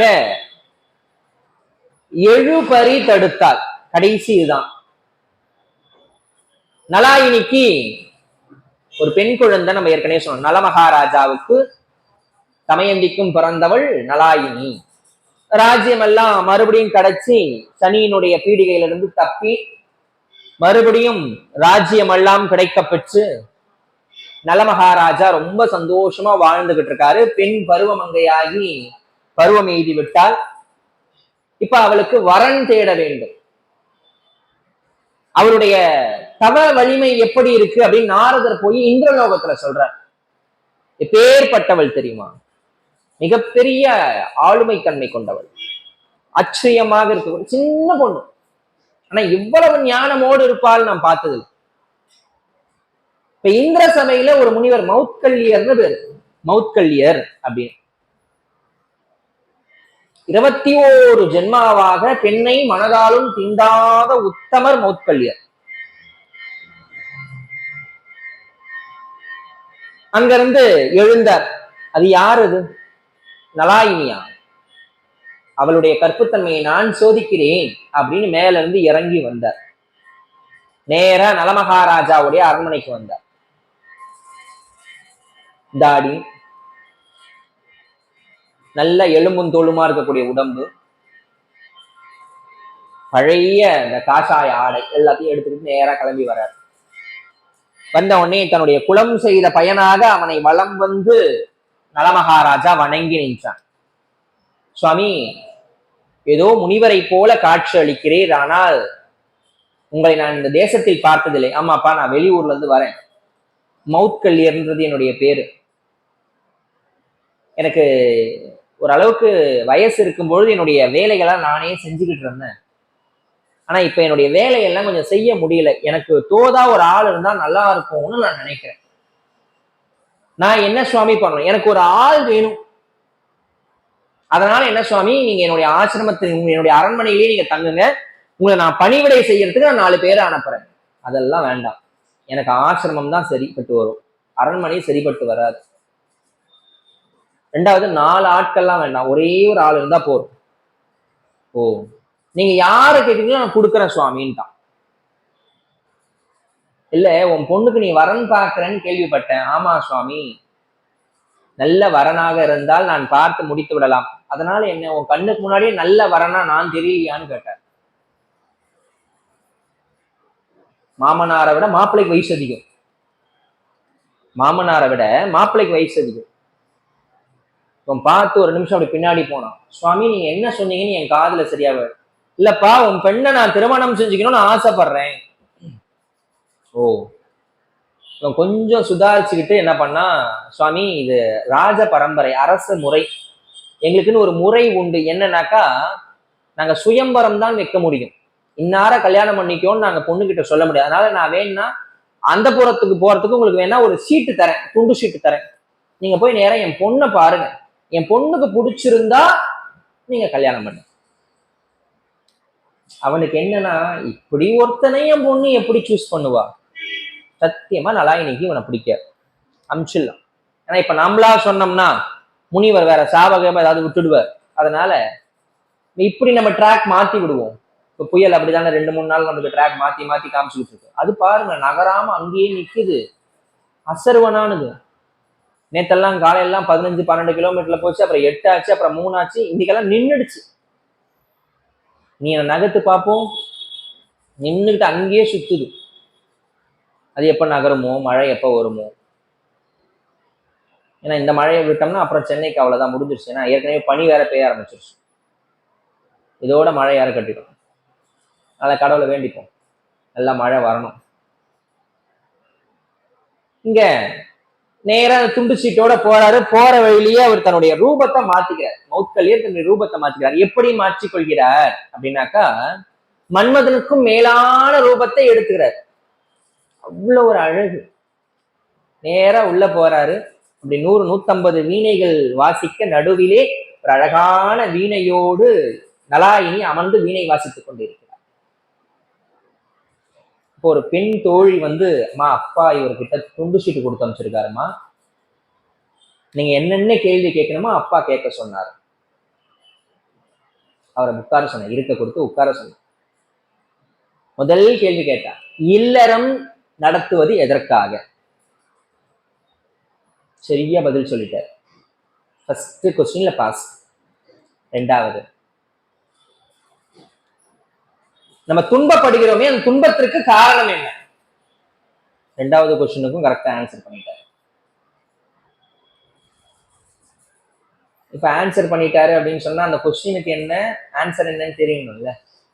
முதல் கேள்வி என்ன? இல்லறம் எதற்காக நடத்த வேண்டும்? இல்லறம் என்பது விருந்தோம்பல் பொருட்டு நடத்த வேண்டும். விருந்தோம்பலுக்காக இல்லறம் நடத்த வேண்டும். ஏன் கல்யாணம் பண்ணிக்கணும் அப்படின்னாக்கா, எங்க அப்பா பண்ணிக்கிட்டாரு, எங்க தாத்தா பண்ணிக்கிட்டாரு, எங்க சித்தப்பா பண்ணிக்கிட்டாரு, எழுத்த விட்டு முன்சாமி பண்ணீங்கன்னா, 3வது வீட்டுல இருக்க கன்சாமி பண்ணீங்கன்னா, பக்கத்துல இருக்கக்கூடிய கன்சாமி கூட பண்ணிக்கிட்டாரு, அதனால நான் பண்ணிக்கிறேன். அதுக்காக பண்ணிக்க கூடாது. இல்லறம் என்பது விருந்தோம்பல் பொருட்டு செய்யணும். யாராவது இப்ப நம்ம தனியா இருக்கோம்னு வச்சுப்போம், ஒரு ஆணோ அல்லது பெண்ணோ தனியாக நான் வாழ்கிறேன் அப்படின்னு இருந்தா அவர்களை தேடி ஒருவரும் வரமாட்டாங்க. அவன் தனியா இருக்கான், அவன் வீட்டுல போய் ஒரு 2 நாள் சாப்பிட்டு வரேன் நான் அப்படின்னு வரமாட்டோம். ஒரு பத்திரிகை வைக்க வராங்க, இருங்க நான் காப்பி போடுறேன். ஏன்பா நீயே தனியா இருக்கிற, நீ உனக்கு எதுக்குப்பா சிரமம்? அது சரிப்பட்டு வராது. அப்ப தர்மம் எது? இல்லறம் நடத்தணும் அப்படின்னாக்கா, இல்லறத்திற்காக விருந்தோம்பல் செய்வது கிடையாது, விருந்தோம்பலுக்காக இல்லறம் நடத்த வேண்டும். அதான் பெரியவங்க சொன்னாங்க, இல்லறம் என்பது நல்லறம். அந்த நல்லறம்ன்றது எப்ப வச்சு அமையும்? விருந்தோம்பல் பொருட்டு நல்லறம் நடத்த வேண்டும். வந்தவங்களுக்கு விருந்தினர் அப்படின்னாலே அதிதின்னு பேர். அதிதி அப்படின்னா என்ன அர்த்தம்னாக்கா, நம்மளுடைய ரிலேஷன்ஸ் சொல்றோம் இல்லையா, சித்தப்பா, பெரியப்பா, அத்தை, மாமா, அவங்கெல்லாம் அதிதி கிடையாது, அவங்கெல்லாம் விருந்தினர் கிடையாது. அவங்கெல்லாம் விருந்தினர் கிடையாது. இதுக்கு முன்னாடி நான் அவங்கள பார்த்தது கூட கிடையாது சுவாமி, யாருன்னே தெரியாது. அவங்களா வந்தாங்க, எங்க வீட்டுல ஏதோ சாப்பிடுறீங்களா அப்படின்னு கேட்டேன், சரி சாப்பாடு போடுங்கன்னாங்க, சாப்பிட்டு போனாங்க. இதுதான் அதிதி போஜனம்னு சொல்லுவோம். அதிதினா என்ன? திதி பாராமல் வருபவர்கள் அதிதி. நானு ஏகாதசி அன்னைக்கு வரேன், நான் பஞ்சமி அன்னைக்கு வரேன், நான் 4ஆம் தேதி வரேன், பத்திரிக்கை எடுத்துட்டு வரேன், ஊர்ல இருந்து வரேன், நாங்க 4 பேர் வரோம், மத்தியானம் சாப்பாடு மாமா வீட்டுலதான் சொல்லிட்டுக்கா. அதனால என்னடா தம்பி நீ வா, தாராளமா நான் செய்யறேன். அதுக்கு பேரு விருந்தாளி கிடையாது, அதுக்கு பேரு விருந்தாளி கிடையாது, சொந்தக்காரன். யாருனே தெரியாது, எவருனே தெரியாது. நீங்க வேற சுவாமி, அப்படிலாம் இருந்தா நாங்க வீட்டுக்கே திறக்க மாட்டேன் இன்னைக்கு. ஒரு கிரில் கேட் இருக்கும், அதுக்கப்புறமா ஒரு தேக்கு மரம் கதவு இருக்கும், அந்த தேக்கு மர கதவுல கொஞ்சமா துவாரம் வச்சு கண்ணாடி வச்சிருப்போம். அது அந்த பக்கம் இருந்து பாக்குறவங்களுக்கு யாருக்கும் தெரியாது. உள் பக்கமா இருந்து பாக்குற எங்களுக்கு மட்டும் தான் யாரு வந்திருக்கான்னு தெரியும். அப்படிலாம் இருந்து பார்த்துட்டு இவன் நம்ம ஆளுதானா அப்படின்னு பார்த்துட்டு தான் நாங்க கதவியே திறப்போம். இல்ல, அப்பார்ட்மெண்ட்ல ஒரே ஃப்ளோர்ல 4 வீடு இருக்கும். 4 வருஷம் 5 வருஷமா இருப்பானுங்க. எழுத்து வீட்டுக்காரன் யாருன்னு கூட தெரியாது சுவாமி அப்பார்ட்மெண்ட்ல. ஆமா, 4-5 வருஷம் கழிச்சு, ஓ நீங்க இங்கதான் இருக்கீங்களா? டேய் நான் 4-5 வருஷமா இருக்கேன்டா. தெரியாது.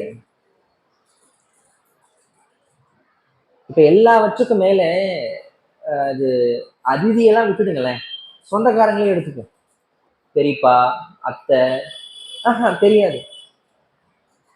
ஏன்னா நம்ம எல்லாருக்கும் நம்ம ஆங்கில மோகம் வந்து வந்து வந்து வந்து எல்லாத்துக்கும் ஒரு வார்த்தை ஒன்று வச்சிருக்கேன், ஆன்டி, அங்கிள். எல்லாரையும் அங்கிள், பெரியப்பா அங்கிள், சித்தப்பா அங்கிள், மாமா அங்கிள், 3வது வீட்டுல இருக்கவன் அங்கிள், 4வது வீட்டுல இருக்கவன் அங்கிள், மேல் மாடி வீட்டுல இருக்கவன் அங்கிள் இல்லையா? மாம்பழம் வைக்கிறவன் ஆன்டி, மாமியார ஆன்டி. ஆமா, கீரைக்காரமாவும் ஆன்டி, வீட்டுல ஆக்கி போடுறவங்களும் ஆன்டி. ஆயிப்போச்சு அப்படி. இல்ல, முறை சொல்லி வளர்க்கணும் குழந்தைங்களுக்கு. நீங்க இந்த அத்தை வேற மாமி வேற, அது நிறைய பேருக்கு தெரியாது. அப்பாவோட கூட பிறந்த அக்காவோ தங்கச்சியோ அத்தை, அத மாமின்னு சொல்ல முடியாது. ஆனா அவங்க வீட்டுக்காரர் மாமா தான். மாமா மனைவி அத்தை, இந்த சைட்ல அப்பா உறவுல. அம்மாவுக்கு கூட பிறந்த அண்ணனோ தம்பியோ இருப்பாங்க இல்லையா, அவங்களுடைய மனைவிமார்கள் இருந்தாங்கன்னாக்கா அது மாமி, அது அத்தைன்னு சொல்லக்கூடாது. நீங்க அடுத்த ஜென்ரேஷன் கிட்ட கேளுங்களேன், தெரியாது. இதை விட பெரிய கொடுமை இனி அடுத்து வர ஜென்ரேஷனுக்கு அது கூட தெரியாது. ஏன்னா எல்லாரும் ஒண்ணு வச்சிருக்கோம். உண்மை, எல்லாரும் ஒண்ணு வச்சிருக்கோம். எங்க பெரிய பாட்டிக்கும் எங்க சின்ன பாட்டிக்கும் எங்க பாட்டிக்கும் சண்டை வரும். என்னன்னா, எதுல சண்டை வரும்னாக்கா சொல்லுவாங்க, நான் 3/4 டசன், நான் 1 டசன்டா. எனக்கு ரொம்ப நாளா இது தெரியாம இருந்தது, ரொம்ப நாளா தெரியாம இருந்தது. ஆனா அந்த கேள்வி என்னமோ 1 டசன், அவன் 3/4 டசன் தான்டா, நான் தான்டா 1 டசன். எனக்கு புரியல, நீ என்ன 3/4 டசன், நீ அது என்ன 1 டசன்? அப்புறம் எனக்கு ஒருத்தவங்க சொன்னாங்க, இல்ல அந்த அம்மாவுக்கு 12 பிள்ளை, இந்த அம்மாவுக்கு 9 பிள்ளை தான். எதுல போட்டி போட்டிருக்கீங்கல்ல. அப்புறம் 3 ஆச்சு, அப்புறம் 2 ஆச்சு, இப்போ 1 தான். இதுக்கு அப்புறம் வர்றது வேணவே வேணாம் அப்படி இருந்தாலும் ஆச்சரியப்படுறதுக்கு கண்டிப்பா. 16 செல்வங்களில் முக்கியமான செல்வம் குழந்தை செல்வம். அது கிடைக்கணும். ஒரு காலத்துல வத வத வத வத வத வீடு முழுக்க இருக்கும். எனக்கு தெரிஞ்சு என்னுடைய ஜென்ரேஷன், நாங்கெல்லாம் லீவ் விட்டா நேரம் எங்க பெரியமாத்துக்கு போவோம். மயிலாப்பூர்ல 10 பேர் 12 பேர் இருக்கும், ரணகலமா இருக்கும் அந்த சித்திரை வைகாசி முழுக்க. அடுத்த ஜென்ரேஷன்ல எங்கேயும் அனுப்ப கூட மாட்டாங்க. வேண்டாம் வேண்டாம், இங்கே இரு, அதெல்லாம் அங்கெல்லாம் வேண்டாம், அவங்க நல்லா பார்த்துப்பாங்க. நல்லா பார்த்துக்கிறாங்க, பார்த்துக்கல, அனுப்புனா தானே தெரியும். நான் அடிக்கடிக்கு சொல்ற விஷயம், சைக்கிள் கீழே விழுந்து அடிபடாம சைக்கிள் கத்துக்கவே முடியாது, முடியவே முடியாது. அது பீட்ரூட் சீவனா மாதிரி இப்படி ஒரு சீவனா மட்டும்தான் சைக்கிள் ஓட்டுனதுக்கு உண்டான திருப்தியே கிடைக்கும், இல்லைன்னா கிடைக்காது. யாரையாவது சொல்லுங்க பாப்போம். நீங்க ஒரு தெருவில் இப்ப இறங்கி ஒரு 100 பேர் இருப்பாங்க, நான் அடிபடாம சைக்கிள் ஓட்ட கத்துக்கிட்டேன், சான்ஸே. அப்ப அது கிடைக்கணும். அதுவும் ஒரு வகையான அனுபவம் தான். பொத்தி பொத்தி பொத்தி பொத்தி பொத்தி பொத்தி உள்ளுக்குள்ளேயே கங்காரு குட்டி மாதிரி வச்சிருந்தோம்னாக்கா நாளைக்கு அதுக்கு இந்த உலகமே தெரியாம போயிடும். இங்க நலாயினி கேட்கிறா, இல்லறம் என்பது எதற்காக? விருந்தோம்பல் பொருட்டு இல்லறம் செய்ய வேண்டும். சரி, எதனால் நமக்கு துன்பம் வருகிறது? 2வது கேள்வி, எதனால் நமக்கு துன்பம் வருகிறது? நாம் செய்த வினையின் காரணமாக நமக்கு துன்பம் வருகிறது. நம்ம நிறைய வினை செய்யறோம் இல்லையா? வினைனா என்ன? நம்ம செய்யக்கூடிய எல்லா செயலுமே வினைதான். வினை வேறு செயல் வேறு கிடையாது, ரெண்டும் வேற வேற சொல், அவ்வளவுதான். நம்ம இப்ப ஒரு வேலை செய்யறோம், அது ஒரு வகையான வினை. இப்ப நான் பேசிக்கிட்டு இருக்கேன், இது ஒரு வகையான வினை. நம்ம நடந்து போறோம், அதுவும் ஒரு வினை. அப்போ ஒரு துன்பம் வருதுனாக்கா நமக்கு நாம் செய்த வினையின் காரணமாக துன்பம் வருகிறது. எப்படி? சீதை 10 மாதங்களாக அசோகவனத்திலே சிறைப்பட்டிருந்தார். அப்போ போரெல்லாம் முடிஞ்சு போச்சு. நேரா வந்தான், அனுமன் வந்தார், சொல்லியின் செல்வன் அனுமன் வந்தார். அம்மா, ஸ்ரீராம ஜெயம், ராமனுக்கு ஜெயம் உண்டானது தாயே. இவ்வளவு நாள் அந்த அரக்கிங்கெல்லாம் உன்னை கொடுமைப்படுத்துறாங்கல்ல, நீ மட்டும் ஊன்னு சொல்லு, இவங்களெல்லாம் பெட்ரோல் ஊத்தி கொளுத்திடுற, 105 ரூபாய் வித்தா கூட பரவாயில்ல, பெட்ரோல் ஊத்தி கொளுத்திடுற, நீ மட்டும் ஊன்னு சொல்லு தாயே. சீதா பிராட்டி சொன்னா, நான் செய்த வினையால் இவ்விடர் வந்தது. அவங்கள சொல்லி என்ன பிரயோஜனம்? நான் செய்த வினையால் இவ்விடர் வந்தது, அவ்வளவுதான். அம்மா, நீ லோகமாதாமா, நீ பரதேவத, சாக்ஷாத் பூமி பிராட்டியோடைய அம்சம், நீ என்னமா தப்பு பண்ணிருப்ப? நீ செய்த வினை யாது? நானும் ஒரு பெண்மான், அந்த பொன்மானை கேட்டு காட்டிலே எம்பெருமானை அந்த பொன்மான் வேண்டும் என்று எம்மான் கிட்ட கேட்டேன் இல்லையா, நான் செய்த வினை அதுதான். மனைவி எப்படி இருக்கணும்? நொய்னு வாரியார் ரொம்ப அழகா சொல்றாரு. வந்து இந்த மாம்பழத்தை துளையிடுற மாதிரி துளையிடுவாளாம் மனைவி கணவன். நொய்னு அத்தை வாங்கி கொடு, இத்தை வாங்கி கொடு, இது வேணும் அது வேணும், இது சரியில்லை அது சரியில்லை, நொய்னு சொல்லக்கூடாது. வந்து மாம்பழத்தை துளையிடுற மாதிரி துளையிடுவாளாம். நான் சொல்லல, அதுதான் நான் ஏதாவது சொல்லணும் அப்படின்னு முடிவு பண்ணாலே நான் சொல்ல மாட்டேன். நம்மளுக்கு மேற்கோளா மேல இருக்கவங்களாம் கூப்பணும். ஏன்னா நாளைக்கு அப்புறம் முரளி சார் சொன்னாரு அப்படின்னு இருக்கக்கூடாது.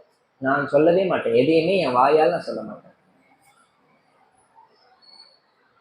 நான் அந்த நேரத்துல அவருக்கு துன்பத்தை கொடுத்தேன் இல்லையா, நான் அப்பொழுது செய்த வினையால் இவ்விடரை அனுபவித்தேன். இப்போ அனுமனுக்கு கொஞ்சம் தெளிவு வந்து, ஓகே, எங்க அம்மா சீதாம்மா தப்பு பண்ணிட்டாங்க, ஏதோ இந்த தப்புனால என் ஐயன் ராமன் துன்பப்பட்டானே, அது எதுக்காக? ஏன்? ராமனுக்கு எல்லாம் தெரியும், அது பொய்மான், அது பொன்மான், காட்டுல அப்படி ஒரு மான் கிடையாது. இருந்தாலும் என் மனைவி கேட்கிறாளேன்னு போனான் இல்லையா, அது அவன் செய்தது. மனைவி கேட்கறா அப்படின்றதுக்காக 80 லட்சம் ரூபாய் லோன் போட்டு 2 BHK வாங்கி 45,000 ரூபாய் 50,000 ரூபாய் மாசானா இஎம்ஐ கட்டக்கூடாது. கூடாது. அதனால துன்பம் யாருக்கு? லோன் அடைக்கிறதுக்காக ஓடுறோம் இல்லையா, கணவனுடைய தவறு. சரிம்மா, நீ தப்பு பண்ண, நீ துன்பத்தை அனுபவிச்ச, அவரு தப்பு பண்ணாரு, அவர் துன்பத்தை அனுபவிச்சாரு. உங்க 2 பேருக்கு நடுவுல நான் ஏமா அனுபவிக்கணும்? அனுமன் கேட்கிறார், நான் ஏமா அனுபவிக்கணும்? அப்பா, ஒரு கணவனுக்கும் மனைவிக்கும் 1000 அந்தரங்கம் இருக்கும். 1 2 இல்ல, 1000க்கு மேல இருக்கும். ஆனா ஐயன் என்ன பண்ணாருன்னு என்கிட்டயும், நான் என்ன பண்ணேன்னு ராமன் கிட்டயும் மாறி மாறி மாறி மாறி எங்க சீக்கிரட் எல்லாம் நீ தெரிஞ்சுக்கிட்டு இருக்க பத்தியா, இதுதான் நீ செய்யற தப்பு. ஆமா, ஏன்னா ராமன் இந்த கணையாழியை கொடுக்கும் பொழுது வைர கணையாழி மோதிரம், அதை கழட்டி கொடுக்குறார். ஜனகர் போட்ட மோதிரம், அதை கழட்டி அனுமன் கிட்ட கொடுக்குறார். அனுமனே, நீ சீதையை பார்த்தா அடையாளமா இதை காட்டு. அப்ப சீதையை இதுக்கு முன்னாடி அனுமன் பார்த்தது கிடையாது, சீதையை அனுமன் பார்த்தது கிடையாது, அனுமனை சீதை பார்த்தது கிடையாது. அனுமன் கேட்கிறான், இதுதான் சீதை அப்படின்றதுக்கு ஏதாவது லட்சணங்கள் இருந்தா சொல்லு, அடையாள மொழிகள் இருந்தா சொல்லு. அப்போ ஒரு 12 13 பாட்டு வரும் கம்பராமாயணத்துல.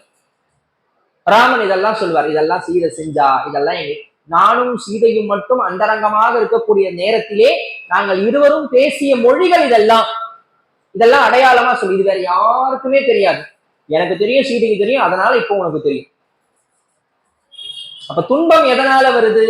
நாம் செய்த வினையின் காரணமாக நமக்கு துன்பம் வருகிறது. சரியா சொல்லிட்டாரு. உடனே சீட்ல வந்து யூ ஆர் செலக்டட் அப்படின்னு நல்லா எழுதி கையில கொடுத்து அனுப்பிச்சிட்டாரு. ஒரு மறுபடியும் வராரு இல்லையா, இப்படி மறுபடியும் வர வழியில் என்ன பண்ணாரு, பழைய ரூபத்தை எடுத்துக்கிறாரு. அந்த வயதான ரூபத்தை எடுத்துட்டு நல மகாராஜா கிட்ட வந்து கேட்கிறாரு. திக்கு போட்டுருக்கு. பார்த்தாரு. அவர் யோசிக்கிறார், நம்ம பொண்ணுக்கு கண்ணுக்குன்னு தெரியலையா, இல்ல அவ சுய நினைவுல இல்லையா, இந்த கிழவனை போய் திருமணம் செஞ்சுக்கணும்னு அவ சம்மதம் சொல்லி அனுப்பியிருக்காளே, நான் என்ன பண்றதுன்னு தெரியலையேன்னு சொல்லிட்டு காவலர்களை விட்டு நலாயினியை வர சொல் அப்படின்னு நேரா வந்து பார்த்தா புதுசா ஒரு உருவம் இருக்கு. யாருப்பா இந்த முனிவர் அப்படின்னு சொல்லி வணங்கி நின்னான். என்னம்மா சொல்ற, இப்பதானமா இவர் வந்தாரு, உன்னை பார்த்தாரு, நீ கேட்ட கேள்விக்கெல்லாம் பதில் சொன்னாரு. அப்பா வந்தது இவரா? ஆமாமா, நீ கூட சம்மதம்னு சொல்லியிருக்கியே. அவ கொஞ்சம் யோசிச்சா. இப்ப இவர் இல்லைன்னு சொல்லிட்டா, இவர் வேண்டான்னு சொல்லிட்டா, என்னுடைய தர்மத்திலிருந்து நான் மீறியதாக அர்த்தமாயிடும். ஏன்? அப்ப நான் அழகையும் வனப்பையும் ரசிக்கிறேன், அந்த இளமையை ரசிக்கிறேன்னு பொருளாயிடும். நான் கேட்ட கேள்விக்கு அவர் கரெக்டா பதில் சொன்னார். ஆதலால் நான் இவரோடவே தான் வாழ்வேன், நான் வேற யாருக்கும் மனம் முடிக்க மாட்டேன்பா, நான் இவரோட மட்டும்தான் வாழ்வேன். ராஜா விட்டு கல்யாணம் ஜாம் ஜாம் ஜாம் ஜாம் நடக்கணும். எப்படி இருக்கும்? வயசான மாப்பிள்ளை, இளமையான மகள், இதை போய் ஜாம் ஜாம்னா பண்ணுவாங்க? சும்மா 4 தூணை நட்டான், தூணுக்கு நல்ல பூவை சுத்தனா, அங்கேயே உட்கார்ந்தான், திருக்கல்யாணத்தை முடிச்சான். மவுத்கல்யர் சொல்லிட்டார், அப்ப கல்யாணம் முடிஞ்சிருச்சு, இதுக்கப்புறம் நான் நாட்டுல இருக்கக்கூடாது, நான் காட்டுக்கு போறேன், நீ வரியா இல்ல இங்கேயே இருக்கியான்னு கேட்டார் நலாயினியை பார்த்து. சுவாமி, நீ தாலி கட்டிட்டீர், இனி உம்ம நிழலாட்டம் நான் பின்னாடி வரணும். எப்படி? மனைவி எப்படி வரணுமா? கணவன் நிழலாக போக வேண்டும். அது ஒரு சில நேரத்தை மீறியும் போகும், அது வேற விஷயம். ஏன்னா நிழல் முன்னாடியும் போகும்ல. நிழல் பின்னாடி மட்டும்தான் வரணும்னு ஏதாவது ரூல் இருக்கா? இல்லவே இல்லை, நிழல் முன்னாடியும் போகலாம். நிழலாக உன்னை தொடர்ந்து வருவேன், உன்னை விட்டு க்ஷணம் நேரமும் பிரிய மாட்டேன் சுவாமி, அதாவது உங்க கூடவே வர. நேரம் 2 பேரும் போறாங்க. போனா பெரிய வனாந்திரமான காடு. இந்த காட்டுல இங்க ஒரு குடிசை போடுன்னு எப்படிலாம் ட்ரெயின் பண்றாரு பாரு. இங்க ஒரு குடிசை போடு, பக்கத்துல போனா மூங்கில் எல்லாம் வெட்டி கொண்டு வந்தா குடிசையாக அந்த அங்க இருக்கக்கூடிய ஓலை இலையெல்லாம் வைத்து அப்படி கூரை வைந்தால் குடிசை போட்டார். பசிக்குதா சுவாமி, நான் ஏதாவது பலகாரம் செய்யட்டுமான்னு கேட்டான். இல்ல, எனக்கு இப்போதைக்கு எதுவும் பசி இல்லை அப்படின்ட்டான். சரி, அவரே சாப்பிடலாம், அப்புறம் நம்ம சாப்பிட்டு என்ன? அவர் சாப்பிட்டா நம்ம சாப்பிடலாம், அவருக்கே இல்லாத போது நம்ம மட்டும் எதுக்கு சாப்பிடணும்? நீங்க படுங்க சுவாமி, நான் உங்களுக்கு பக்கத்திலே படுத்துக்கிறேன்னு சொல்லிட்டு காலாண்டியே படுத்துக்கிட்டான். நைட்டு சரியா ஒரு 12-1 மணி இருக்கும். நலாயினி கத்தி எழுப்புறார். நலாயினி, எனக்கு ஏதாவது சாப்பிடணும் போல இருக்கு, ஏதாவது கிடைக்குமா? யோசனை பண்ணி பாருங்க, நம்ம வீட்டு அம்மாவை காமாட்சிய, ஏய் எழுந்துடுறிய, நம்ம அடைக்கிற மாதிரி இருக்கு, இது போல தண்ணி, இந்த தீர்த்தம் அந்த வட்டில எடுத்துட்டு வாடி, ஜக்கு இருக்கு பாரு, அந்த செல்ஃப்ல இருக்கு, அங்கே எடுத்து. இதே பழப்புப்பா, நைட்டெல்லாம் இது தூங்க விடாம நொய் சாப்பிட்ட அப்பவே தண்ணி குடின்னு சொன்னேன், என் உயிரை எடுக்கிறதுக்குன்னே நீ வந்து வச்சுக்கிற இரு, இந்த தண்ணியை குடிக்காமே இருக்கலாம் இல்ல, இந்தா குச்சி தொலை.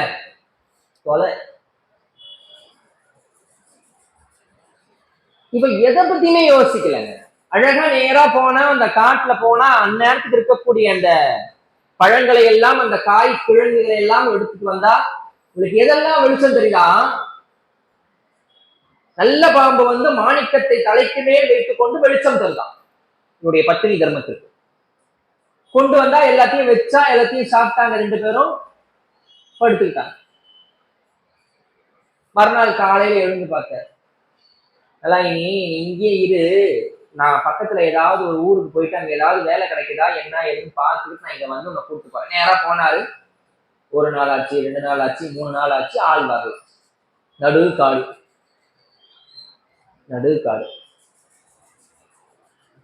3வது நாள் ஒரு நல்ல அழகா இளமையான ஒரு வாலிபன் வரான். இந்த குடிசை ஓரமாக ஒரு பெண் தனியாக இருப்பதை பார்த்து, அம்மா நீ யாரு, இங்க தனியா இருக்க, இந்த மாதிரி காட்டுலாம் தனியா இருக்க கூடாதுடா, நீ யாரு? அப்பா, நான் நலமகாராஜாவுடைய புதல்வி, நலாயினி பேரு, எங்க ஆத்துக்கார் பேரு மவுத்கல்யர், இப்பதான் கல்யாணம் ஆயிருக்கு, பக்கத்து ஊருக்கு போறேன்னு சொல்லிட்டு போயிருக்காரு. ஐயோ, இந்த காட்டுல டிக்கா போனா நிறைய கொடூரமான மிருகங்கள் தான் இருக்கும், சிங்கம், புலி, காட்டு யானைகள்லாம் இருக்கும், அதெல்லாம் இந்நேரம் சாப்பிட்டு இருக்கும் வீட்டுக்கார், இதுக்கப்புறம் அவன் வரமாட்டான். ஆமா, இதுக்கப்புறம் அவன் வரமாட்டான், அதனால நீ கவலைப்படாத, என்னுடைய ராஜ்யம் பக்கத்துலதான் இருக்கு, நான் உன்னை கல்யாணம் பண்ணிக்கிறேன், நீ வா. அப்படின்னு இழுத்தான். அவன் சொன்னா, நலாயினி சொன்னா, இவர் நெருப்பை ஈ விழுங்குமா? நெருப்ப ஈ எட்ட நின்று வேணா பார்க்கலாம், ஈ விழுங்குமா? விழுங்காது. அது போல என்னுடைய கணவனுக்கு ஒரு நாளும் ஒரு பொழுதும் எதுவுமே ஆகாது, இப்பவே இங்க வந்து கிளம்பு. இல்ல இல்ல அதெல்லாம் முடியாது, அவன் கூட்டுதான் போவான்னு இழுத்தான் பாருங்க. இவ ஓட அவன் ஓட, இவ ஓட அவ ஓட, 2 பேரும் ஓடி ஓடி ஒரு கட்டத்துக்கு மேல இவ திரும்பி நின்னா பாருங்க. என்னை தொட்ட உன்னுடைய கரம் கர்ண கொடூரமாக மாற கடவுள். எல்லோரும் தொழக்கூடிய தொழுநோய் உன்னை வந்து சேர வேண்டும்னா, அந்த நோய்க்கே தொழுநோய்னு பேரு. ஏன் அப்படின்னாக்கா அது ராஜ நோய். அது மற்ற எல்லா நோய்களும் அந்த நோய்கிட்ட வந்து அப்பா நீ ராஜா அப்படின்னு தொட்டு வணங்கிட்டு போகும். அதனால அந்த நோய்க்கு தொழுநோய்னு பேரு. அவன் அதோட போயிட்டான். ஒரு 2 நாள் கழிச்சு மறுபடியும் மவுத்கலில் வர, உடம்பெல்லாம் ஒரே புண்ணா இருக்கு. நலாயினி இங்க பாரு நலாயினி, என்னானே தெரியல, நான் அந்த பக்கமா போனேன், எனக்கு எறும்பு கடிச்சுதா இல்ல ஈ எறும்பு கடிச்சுதா இல்ல ஏதாவது பூச்சி கடிச்சிருச்சான்னு தெரியல, ஒரே புண்ணு புண்ணா இருக்கு பாரு அப்படின்னு காட்டுறாரு. உடம்பெல்லாம் தொழுநோய். வந்தது யாரு? இவர்தான். இவ பார்த்துட்டு அதெல்லாம் ஒண்ணும் இல்ல சுவாமி, இதனால என்ன இருக்கு, நான் மருந்து போடுறேன், நீங்க வாங்க அப்படின்னு சொல்லி உடம்பு முழுக்க எண்ணெய் தடவி மருந்து போட்டு விடுறான். சரி, இதுக்கப்புறம் நம்ம இந்த காட்டுல இருக்க வேண்டாம், நம்ம நாட்டுக்கு போகலாம், ஆனா எல்லாம் நடக்க முடியல, நான் என்ன பண்றதுன்னு தெரியல சுவாமி, நான் மூங்கில் எல்லாம் வைத்து ஒரு கூடை போல பண்ணிருக்கேன் சுவாமி, இந்த கூடையில உங்களை ஏற்றி உட்கார வச்சுக்கிறேன். மூங்கில் கூட எனக்கு குத்தம், அங்கங்க குத்தம். ஆமா, மூங்கில் கூட குத்தம். இல்ல சுவாமி குத்தாது, எங்க அப்பா என் கல்யாண தண்ணிக்கு எனக்கு ஒரு பட்டு புடவை போட்டாரு இல்ல, அதை வச்சு அது மேல உங்களை தூக்கி உட்கார வச்சுக்கிட்டு நான் தூக்கிட்டு போறேன். எப்படி தூக்கிட்டு போவேன்? தலையில சுமந்துட்டு போறேன், நீங்க வாங்க. நலாயினி மவுத்கலியரை தலையில சுமந்துட்டு போற. அப்படி போகும் பொழுது ஒரு கிராமம் அப்படின்னாக்கா ஒவ்வொரு தெருவா இருக்கும். வேளாளர் தெரு முதல்ல ஏற்கனவே அக்ரகாரம் வரும், ஒரு பக்கம் சிவன் கோயில், ஒரு பக்கம் பெருமாள் கோயில் இருக்கும், அக்ரகாரம்னு பேரு. அதுக்கடுத்து வேளாளர் தெரு, அதுக்கடுத்து வைசியன் தெரு, அதுக்கப்புறம் வெள்ளாளர் தெரு, அதுக்கப்புறம் ஒவ்வொரு தெருவா போக போக போக போக அந்த ஊரினுடைய எல்லை பகுதி வர்றதுக்கு முன்னாடி ஒரு தெரு வரும், தாசிமார் தெருன்னு பேரு. அந்த ஊர்ல தாசிமார்கள்லாம் அங்கதான் வாழ்வாங்க. ஆடைகளையே ஆபரணங்களாக அணிந்து கொள்ளக்கூடிய தாசிமார்கள். அந்த தாசிமார்கள் வாழக்கூடிய தெரு. இவன் ஒவ்வொரு தெருவா தாண்டி தாண்டி தாண்டி தாண்டி போகும்பொழுது அந்த தாசிமார்கள் தெருவுல போற. அங்க இருக்கவங்க எல்லாம் சிரிக்கிறாங்க, பாரு இந்த காலத்துல போய் இப்படி ஒரு பைத்தியம் போகுது, எந்த காலத்துல அப்பவே இப்படி கூடவா யாராவது காணாம தலையில் தூக்கிட்டு போவாங்க, அறிவே இல்லை போல இருக்கு இந்த பொண்ணுக்கு, இளமையா இருக்கா, ஏன் இப்படி போன அந்த கிழவனோட. அதுல ஒரே ஒரு பெண் மட்டும் என்ன பண்ணா, இவளுடைய பாத தூளி எடுத்து திருநீரா வச்சுக்கிறார், நெத்தியில இட்டுக்கிறார். இப்படி ஒரு பத்தினி பெண்ணா இது வரைக்கும் பார்த்ததே கிடையாது அப்படின்னு ரொம்ப சந்தோஷப்பட்டு போற. இங்க கடைசியா இரவு நேரம் வந்த உடனே மவுத்கலியர் கேட்கிறாரு, நலாயினி நீ ஒரு தெருவா கூட்டு வந்தியே, உனக்கு ஞாபகம் இருக்கா? ஆமாம் சுவாமி எனக்கு ஞாபகம் இருக்கு, நான் முதல்ல வந்து தெருவுல வந்தேன், 2வது தெரு, 3வது, ஒவ்வொரு தெருவா வந்தேன். கடைசியா எந்த தெரு வழியா நம்ம வந்தோம் சுவாமி? தாசிமார்கள் வாழக்கூடிய தாசி தெரு வழியா வந்தோம். அந்த தெருவுல எல்லாரும் அதை பார்த்து சிரிச்சாங்களே, உனக்கு எதுவும் தோணலையா? இல்ல சுவாமி எனக்கு எதுவுமே தோணலை, எனக்கு நீங்க தான் முக்கியம், நீங்க மட்டும்தான் முக்கியம். இல்ல அதெல்லாம் இருக்கட்டும், அங்க ஒரே ஒரு பெண் மட்டும் உன்னுடைய பாத தூளி எடுத்து நெத்தியில ஏற்றிக்கிட்டாலே அவளை பத்தி நீ என்ன நினைக்கிற? தெரியல சுவாமி, நான் நினைக்கிறதுக்கு என்ன இருக்கு, அவகிட்ட நல்ல நல்ல பொறுப்பா இருக்கான்ற மாதிரி எனக்கு தோணுது சுவாமி. ஓ அப்படியா, சரி நான் உங்ககிட்ட ஒண்ணு கேட்கட்டுமா, எனக்கு நீ அதை செஞ்சு தருவியா? சுவாமி நீங்க என்ன கேட்குறீங்களோ என்னுடைய கடமையா நினைச்சு நான் அதை செய்வேன், ஒருபோதும் நான் இல்லைன்னு அதை தவிர்க்க மாட்டேன் சுவாமி. அப்படியா, எனக்கு அந்த பொண்ணு மேல ஒரு 3 எழுத்து இருக்கு, அந்த தாசி பெண் இருந்தால அவ மேல எனக்கு ஒரு விருப்பமான 3 எழுத்து இருக்கு. அது நீங்க எது வேணாலும் எடுத்துக்கலாம். அன்புன்னு எடுத்துக்கலாம் இல்லையா, பாசம்னு எடுத்துக்கலாம், நீங்க நினைக்கிறத கூட எடுத்துக்கலாம். நீங்க எல்லாம் இப்ப மனசுல ஒண்ணு நினைச்சிருக்கீங்களா, அதை கூட நீங்க எடுத்துக்கலாம். அது உங்க விருப்பம். ஆமா. அதனால என்ன சுவாமி, நான் நாளைக்கு போய் அதுக்கு என்ன ஏற்பாடு செய்யணுமோ செய்யறேன். காலையில நேரா 4 மணிக்கெல்லாம் எழுந்து போறா. அவன் வீட்டு வாசல் முழுக்க பெருக்கி நல்ல சாணம் போட்டு மொழுகி பெரிய கோலமா போட்டு வர. மறுநாள் காலையில எழுந்து பாக்குறாங்க, அந்த பெண் எழுந்து பாக்குறா, பார்த்தா நல்ல பெரிய கோலமா போட்டிருக்கு. இவன் என்ன பண்ணா, மறுநாள் 4 மணிக்கு வேண்டாம் 3:30 மணிக்கு எழுந்துருவான் அப்படின்னு பார்த்தா 3:30 மணிக்கெல்லாம் பெரிய கோலமா அதே போல போட்டு. மறுநாள் அதே போல 3 மணிக்கெல்லாம் எழுந்து வந்து பார்க்கலாம், 3 மணிக்கெல்லாம் கோலம் போட்டு. இது சரிப்பட்டு வராதுன்னு சொல்லிட்டு மறுநாள் இரவு முழுக்க விழிச்சுக்கிட்டே இருக்கா. அது யாருன்னு நான் பார்க்கணும். அவர் 2 மணிக்கெல்லாம் வர. நல்லா அம்மா, நீ ஏமா என் வீட்டு வாசலை மெழுகி கோலம் போடுற, நான் என்னமா பாவம் பண்ண, நீ ஏமா இந்த தப்ப எனக்கு செய்யற, நான் அல்லவா பாவத்தை சம்பாதிக்கிறேன், நீ இந்த மாதிரிலாம் செய்யக்கூடாதுமா. இல்ல, எனக்கு வேற வழி தெரியல, என் கணவன் இப்படி கேட்டாரு, நீ ஒத்துப்பியோ ஒத்துக்க மாட்டியோன்னு நினைச்சேன், அதனாலதான் உனக்கு பணிவடை செய்தாவது நான் அந்த கடனை தீர்த்து வரலாமே அப்படின்னு நினைச்சேன். உன் கணவன் இப்படி கேட்டாரு. யார் அந்த தலையில கை கால் குஷ்டரோகத்தோட கூட்டு போனீங்க அவர் தானே? ஆமா, அவர் தான் என் கணவன். என்ன கேட்டாரு? அம்மா உன் மேல ஆசைப்படுறாரு. ஓ, நான் அவருக்காக செய்யல, உனக்காக செய்யறேன், கூட்டுவா அப்படின்னு. சரி அப்படின்னு சொல்லிட்டு அன்று இரவு அவர் ஒத்துக்கிறார். அவ ஒத்துக்கிட்டா, சுவாமி நீங்க வாங்க, நான் உங்களை கூப்பிட்டு போறேன். நல்லா அழகா தலையெல்லாம் சீவி புது வஸ்திரம் எல்லாம் போட்டு மறுபடியும் அதே போல கூடையில எடுத்து உட்கார வச்சு மறுபடியும் கூட்டிட்டு வர. கூட்டிட்டு வந்து அங்க அந்த அறையில உட்கார வைக்கிறார். அங்கேயே பக்கத்திலே நிக்கிறான் நலாயி. நீ இங்கே நிக்காதடி, நீ இங்கே நின்னா அவ எப்படி என் கூட ஒன்னா சந்தோஷமா பேசுவாள் சிரிப்பா, நீங்க நிக்காத, போ வெளியில, போ வெளியில. திட்டி வெளியில அனுப்பிச்சிட்டாரு. அவன் எதை பத்தியுமே யோசிக்கல, என் கணவன் சந்தோஷமா இருந்தா எனக்கு போதும், அவ்வளவுதான். நேரா போயிட்டா. போன உடனே அவ வந்தா, தாசி பெண் வந்தா. வந்துட்டு சுவாமி அப்படின்னு முதல்ல கால கட்டணும். அவர் பழைய ரூபத்தை எடுத்துக்கிறார். மௌத்கல்யரா அந்த இந்திரலோகத்துல இருந்தார் இல்லையா, அந்த திருப்பலம். அம்மா நீ தொடாத, 21 ஜென்மாவாக நான் எந்த பெண்ணையும் மனதாலும் நினைக்காத தவசீலன், என்னை தொடாத. அவளுக்கு ஒண்ணுமே புரியல. சுவாமி நீங்க என்ன கேட்குறீங்கன்னு எனக்கு புரியல. இல்ல, வெளியில ஒரு பெண் இருக்கா இல்லையா, ஆமா அவங்க மனைவி, அவளுடைய கற்புத்தன்மையை சோதிப்பதற்காகத்தான் நான் இவ்வாறு செய்கிறேன். நான் ஒவ்வொரு டெஸ்டா வைக்கிறேன், அவன் ஒவ்வொருத்தையும் பாஸ் ஆகிட்டே போறா. அதனால நீ என்னை தொடாது, உனக்கு ஏதாவது வரம் வேணும்னா கேளு. சுவாமி இந்த பிறவியில நான் தாசி குலத்துல வந்து பிறந்துட்டேன், எனக்கு இந்த குலம் பிடிக்கல, நான் ஒருவனுக்காக வாழ்க்கைப்பட்டு ஒரே ஒருவனுக்காக மட்டுமே வாழ வேண்டும், அதுதான் என்னுடைய ஆசை.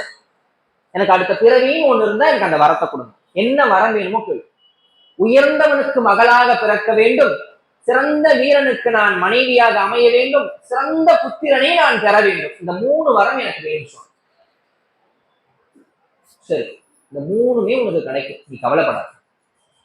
நந்தகோபருக்கு மகளாக பிறப்பாய், கண்ணனுக்கு நீ சகோதரியாக இருப்பாய், அர்ஜுனனை நீ கல்யாணம் செய்து கொள்வாய், அபிமன்யு வீர அபிமன்யு அப்படின்னு சொல்லக்கூடிய வீரனை நீ பெற்று தீர்வாய். அவதான் சுபத்தேர், மறுபிறவில சுபத்தேர். சரி சுவாமி, இப்ப நான் என்ன பண்ணணும்? நீ ஒன்னும் பண்ண வேணாம், வெளியில இருக்க இல்லையா, அவளை கூப்பிடு. சரி சுவாமி. நேரா வெளில போன, அம்மா உங்க கணவன் உன்னை கூப்பிடுறேன். மறுபடியும் அந்த பழைய ரூபம் மறுபடியும் தூக்கி கூடையில வச்சா, அந்த மூங்கில் கூடையை தூக்கி தலையில வச்சுக்கிட்டா, இப்படியே நடந்து போறா. இதுக்கு சைமல்டேனியஸா பேரலா ஒரு விஷயம் நடக்குது. அந்த ராஜாங்கத்துல ஒரு களவு ஏற்பட்டு விட்டது. இந்த களவு ஏற்பட்டு விட்டது. அந்த திருநவன் என்ன பண்றான், அந்த ஆபரணங்களை எல்லாம் கொண்டு வந்து வேற ஒரு முனிவர் இருக்கக்கூடிய அந்த அறைக்குள்ள வச்சுட்டு அவன் ஓடிட்டான். அவர் வெளியில உட்காந்து தவம் பண்ணிட்டு இருக்காரு. அவருக்கும் இதுக்கும் எந்த விதமான சம்மந்தமும் கிடையாது. அந்த காவலாளிகள் வர்றாங்க, நேரா அவருடைய ஆசிரமத்துக்கு போறாங்க, அந்த நகையெல்லாம் எடுக்கிறாங்க. திருடன் இந்த முனிவர் தான் அப்படின்னு சொல்லி நேரா இவரை கொண்டு போய் ராஜ்யத்துல சொல்றாங்க. ராஜா எதை பத்தியுமே யோசிக்கல, இவரை கழு ஏத்துங்க அப்படின்னு சொல்லிட்டாரு. கழு ஏத்துறது அப்படின்றது என்னன்னாக்கா, ஒரு 2 பனைமர வசனத்துக்கு மரம் இருக்கும். அந்த மரத்தினுடைய உச்சி எப்படி இருக்கும்னாக்கா ஊசி முனை அளவு இருக்கும்.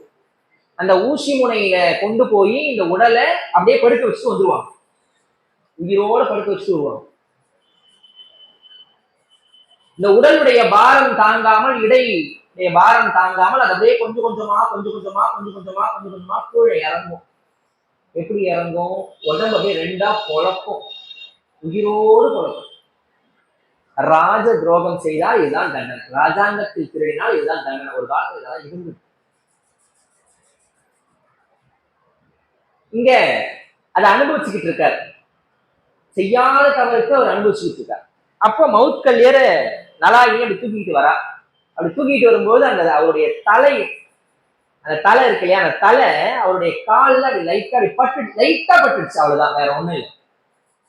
ரணவேதனை.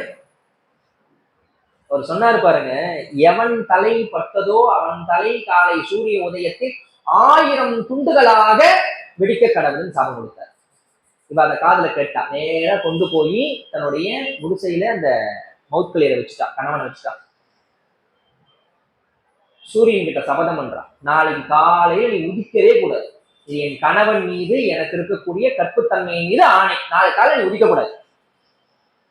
மணி 4 ஆச்சு, 5 ஆச்சு, 5:30 ஆச்சு, 5:45 ஆச்சு, 6 ஆச்சு, 6:30 ஆச்சு. இப்பெல்லாம் ஒரு 6:30 7 மணிக்கு தான் சூரியன் வருது. 7 ஆச்சு, 8 ஆச்சு, 9 ஆச்சு, சூரியன் உதிக்கல. சூரியன் உதிக்கல. சூரியன் உதித்தால் மட்டும்தான் இந்த பிரபஞ்சம் இயங்கும்.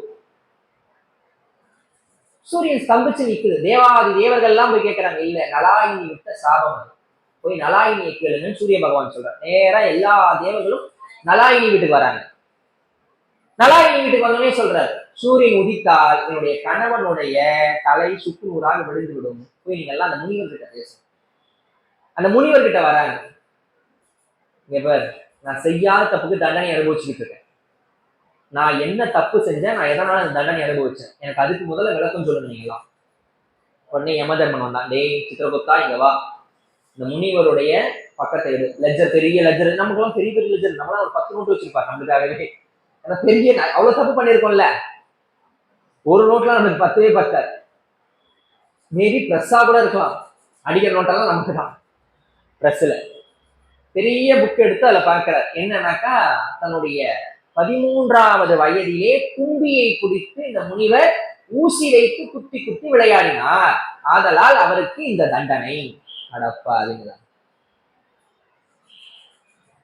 அப்ப யோசனை பண்ணி பாருங்க, நம்ம எல்லாம் எத்தனை வாட்டி எறும்பு அடிச்சிருக்கோம், ஈ அடிச்சிருக்கோம், ஒரு சுவை கொண்டு இருக்கும், ஆல் அவுட் போட்டு.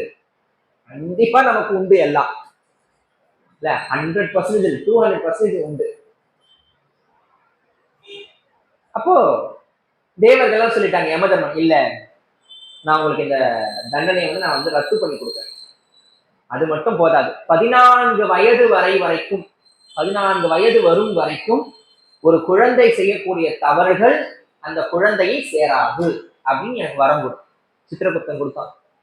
எந்த குழந்தையும் 14 வயது வரைக்கும் இருக்கக்கூடிய தவறுகள் செய்தால் அந்த குழந்தையினுடைய அக்கௌண்ட்ல அது எழுதக்கூடாது. அப்ப யார் அக்கௌண்ட்ல எழுதணும்? பெற்றோர் அக்கௌண்ட்ல அது எழுது, பெற்றோர்களுடைய அக்கௌண்ட்ல அது எழுது. ஏன்னா வரணும்ல, அக்கௌண்டபிளா வரணும்ல, கணக்குல வராம இருக்கக்கூடாதுல்ல தவறெல்லாம். ஏன்னா 14 வயது வரைக்கும் ஒரு குழந்தையை எப்படி வளர்க்க வேண்டுமோ அப்படி வளர்க்க வேண்டும் அந்த பெற்றோர்கள். அப்படி வளர்த்தால்தான் அந்த மீதி இருக்கக்கூடிய வருடங்கள் அந்த குழந்தை நல்ல ஒரு மனிதனாக மாறும். இப்ப அங்கிருந்து நேரா இங்க வந்தாச்சு. அம்மா சூரியனை உதிக்க சொல்லுமா, உன் கணவனுக்கு ஒண்ணும் ஆகாது. சரி உதிக்கட்டும். அப்புறமா 7 குதிரைகள் கூட்டப்பட்ட தேரியே சூரியன் அப்படி பிரபஞ்சமாக வந்தான். மவுத்கலியர் பார்த்தா, இதுக்கு மேல உன்னை சோதிக்கிறதுக்கு என்னால முடியாது, நீ மிகச்சிறந்த பத்தினி பெண், நீ நல்லா நீடூடி வாழ வேண்டும், நீண்ட ஆயுசோட வாழணும், நான் கிளம்பி போறேன். இல்ல சுவாமி, எனக்கு நீங்க திருமணம் பண்ணிக்கிட்டீங்க, என்ன இருந்தாலும் நீங்க தான் என்னுடைய கணவன், நீங்க எங்க இருக்கீங்களோ அங்க நான் 21 ஜென்மாவாக மனதளவிலும் பெண்ணை தொடாத ஒரு நல்ல உத்தமன், ஆதலால் உன்னை நான் இனிமேலும் தொடமாட்டேன், இதுக்கு அடுத்த பிறவின்னு ஒண்ணு இருந்தா அதுல நம்ம பார்க்கலாம் அப்படின்ட்டு போயிட்டாங்க. இப்ப பார்த்தா இதுக்கப்புறம் இந்த பிறவியில இன்னொருத்தர கல்யாணம் இப்பெல்லாம் அது பழகிடுச்சு, டைவர்ஸ் பண்ணு. அதெல்லாம் அப்ப கிடையாது. இனி நான் இப்படித்தான் இருப்பேன்னு தவ வாழ்க்கையை மேற்கொண்டு சிவபெருமான் கிட்ட தவம் இருந்து சிவபெருமான் பிரத்யட்சமா வந்தார். என்ன வரம் வேண்டும்னு கேட்டார். அதை பார்த்துட்டோம் அவளுக்கு. சிவபெருமானை பார்த்துட்டாரு. இப்பெல்லாம் சாதாரண ஆக்டரை பார்த்தாலே நம்மளுக்கு அப்படியே பதட்டமாயிடுது இல்ல, திரையில வரக்கூடிய அந்த பிரபலங்களை பார்த்தாலே நமக்குலாம் ஒரு பதட்டமாயிடுது. அது சாட்சாத் சிவபெருமான். பார்த்தோடனே ஒரு பதட்டம். என்ன வேணும்னு கேட்டோடனே பதிந்தேகி பதிந்தேகி பதிந்தேகி பதிந்தேகி பதிந்தேகி அப்படின்னு கேட்கிறார். பதிந்தேகினா கணவன் வேணும், நல்ல கணவன் வேணும் அப்படின்னு கேட்கிறார். எனக்கு பதி வேண்டும் அப்படின்னு கேட்க சிவபெருமான் கொஞ்சம் கூட யோசிக்கல, ததாஸ்துன்றார். 5 முறை அவ கேட்டா, 5 முறையும் ததாஸ்துனார். நலாயினி தான் மறுபிறவிலே திரௌபதியாக வந்து பிறந்தாள், ஆதலால் அவளுக்கு 5 கணவர்கள் வாய்க்க கடவுது. 5 கணவர்கள் கிடைத்தாலும் அவள் நித்திய கன்னித்தன்மையோடு இருப்பார். ஒரு வருஷத்துக்கு ஒருத்தரோட இருப்பார். முதல் நாள் தர்மரோட இருப்பா. குளிச்சு முடிச்சு வந்தானாக்கா தர்மர் கட்டிய தாலி மறைந்து விடும், பீமன் கட்டிய தாலியோடு வாழ்வார். மறுநாள் குளித்து முடிப்பாள், பீமன் கட்டிய தாலி இருக்காது, அர்ஜுனன் கட்டிய தாலியோடு வாழ்வார். அவள் நித்திய கன்னி. அப்பேற்பட்ட திரௌபதியை 5வரும் சேர்ந்து திருமணம் செய்து கொள்கிறார்கள். இனி இவர்கள் எப்படி அஸ்தினாபுரம் போகிறார்கள் என்பதை வரக்கூடிய அடுத்த வகுப்பிலே பார்க்கலாம் என்று கூறி, இதுகாரம் கேட்ட வந்த உங்கள் அனைவருடைய திருவடிகளுக்கு பல்லாண்டு பாடி நிறைவு செய்யும். பல்லாண்டு பல்லாண்டு பல்லாயிரத்தாண்டு மழை 100,000 மல்லாண்டு சேவல் அடியோமோடும் என்னோடும் தெரிவின்றி 1000 பல்லாண்டு வடிவாய் நலமாண்டு வாழ்கின்ற மகையம் பல்லாண்டு வடிவார் சோதி வளர்ந்து வாழையும் பல்லாண்டு படைப்போர் புத்தகம் அப்பா இந்த பல்லாண்டே. நன்றி, வணக்கம்.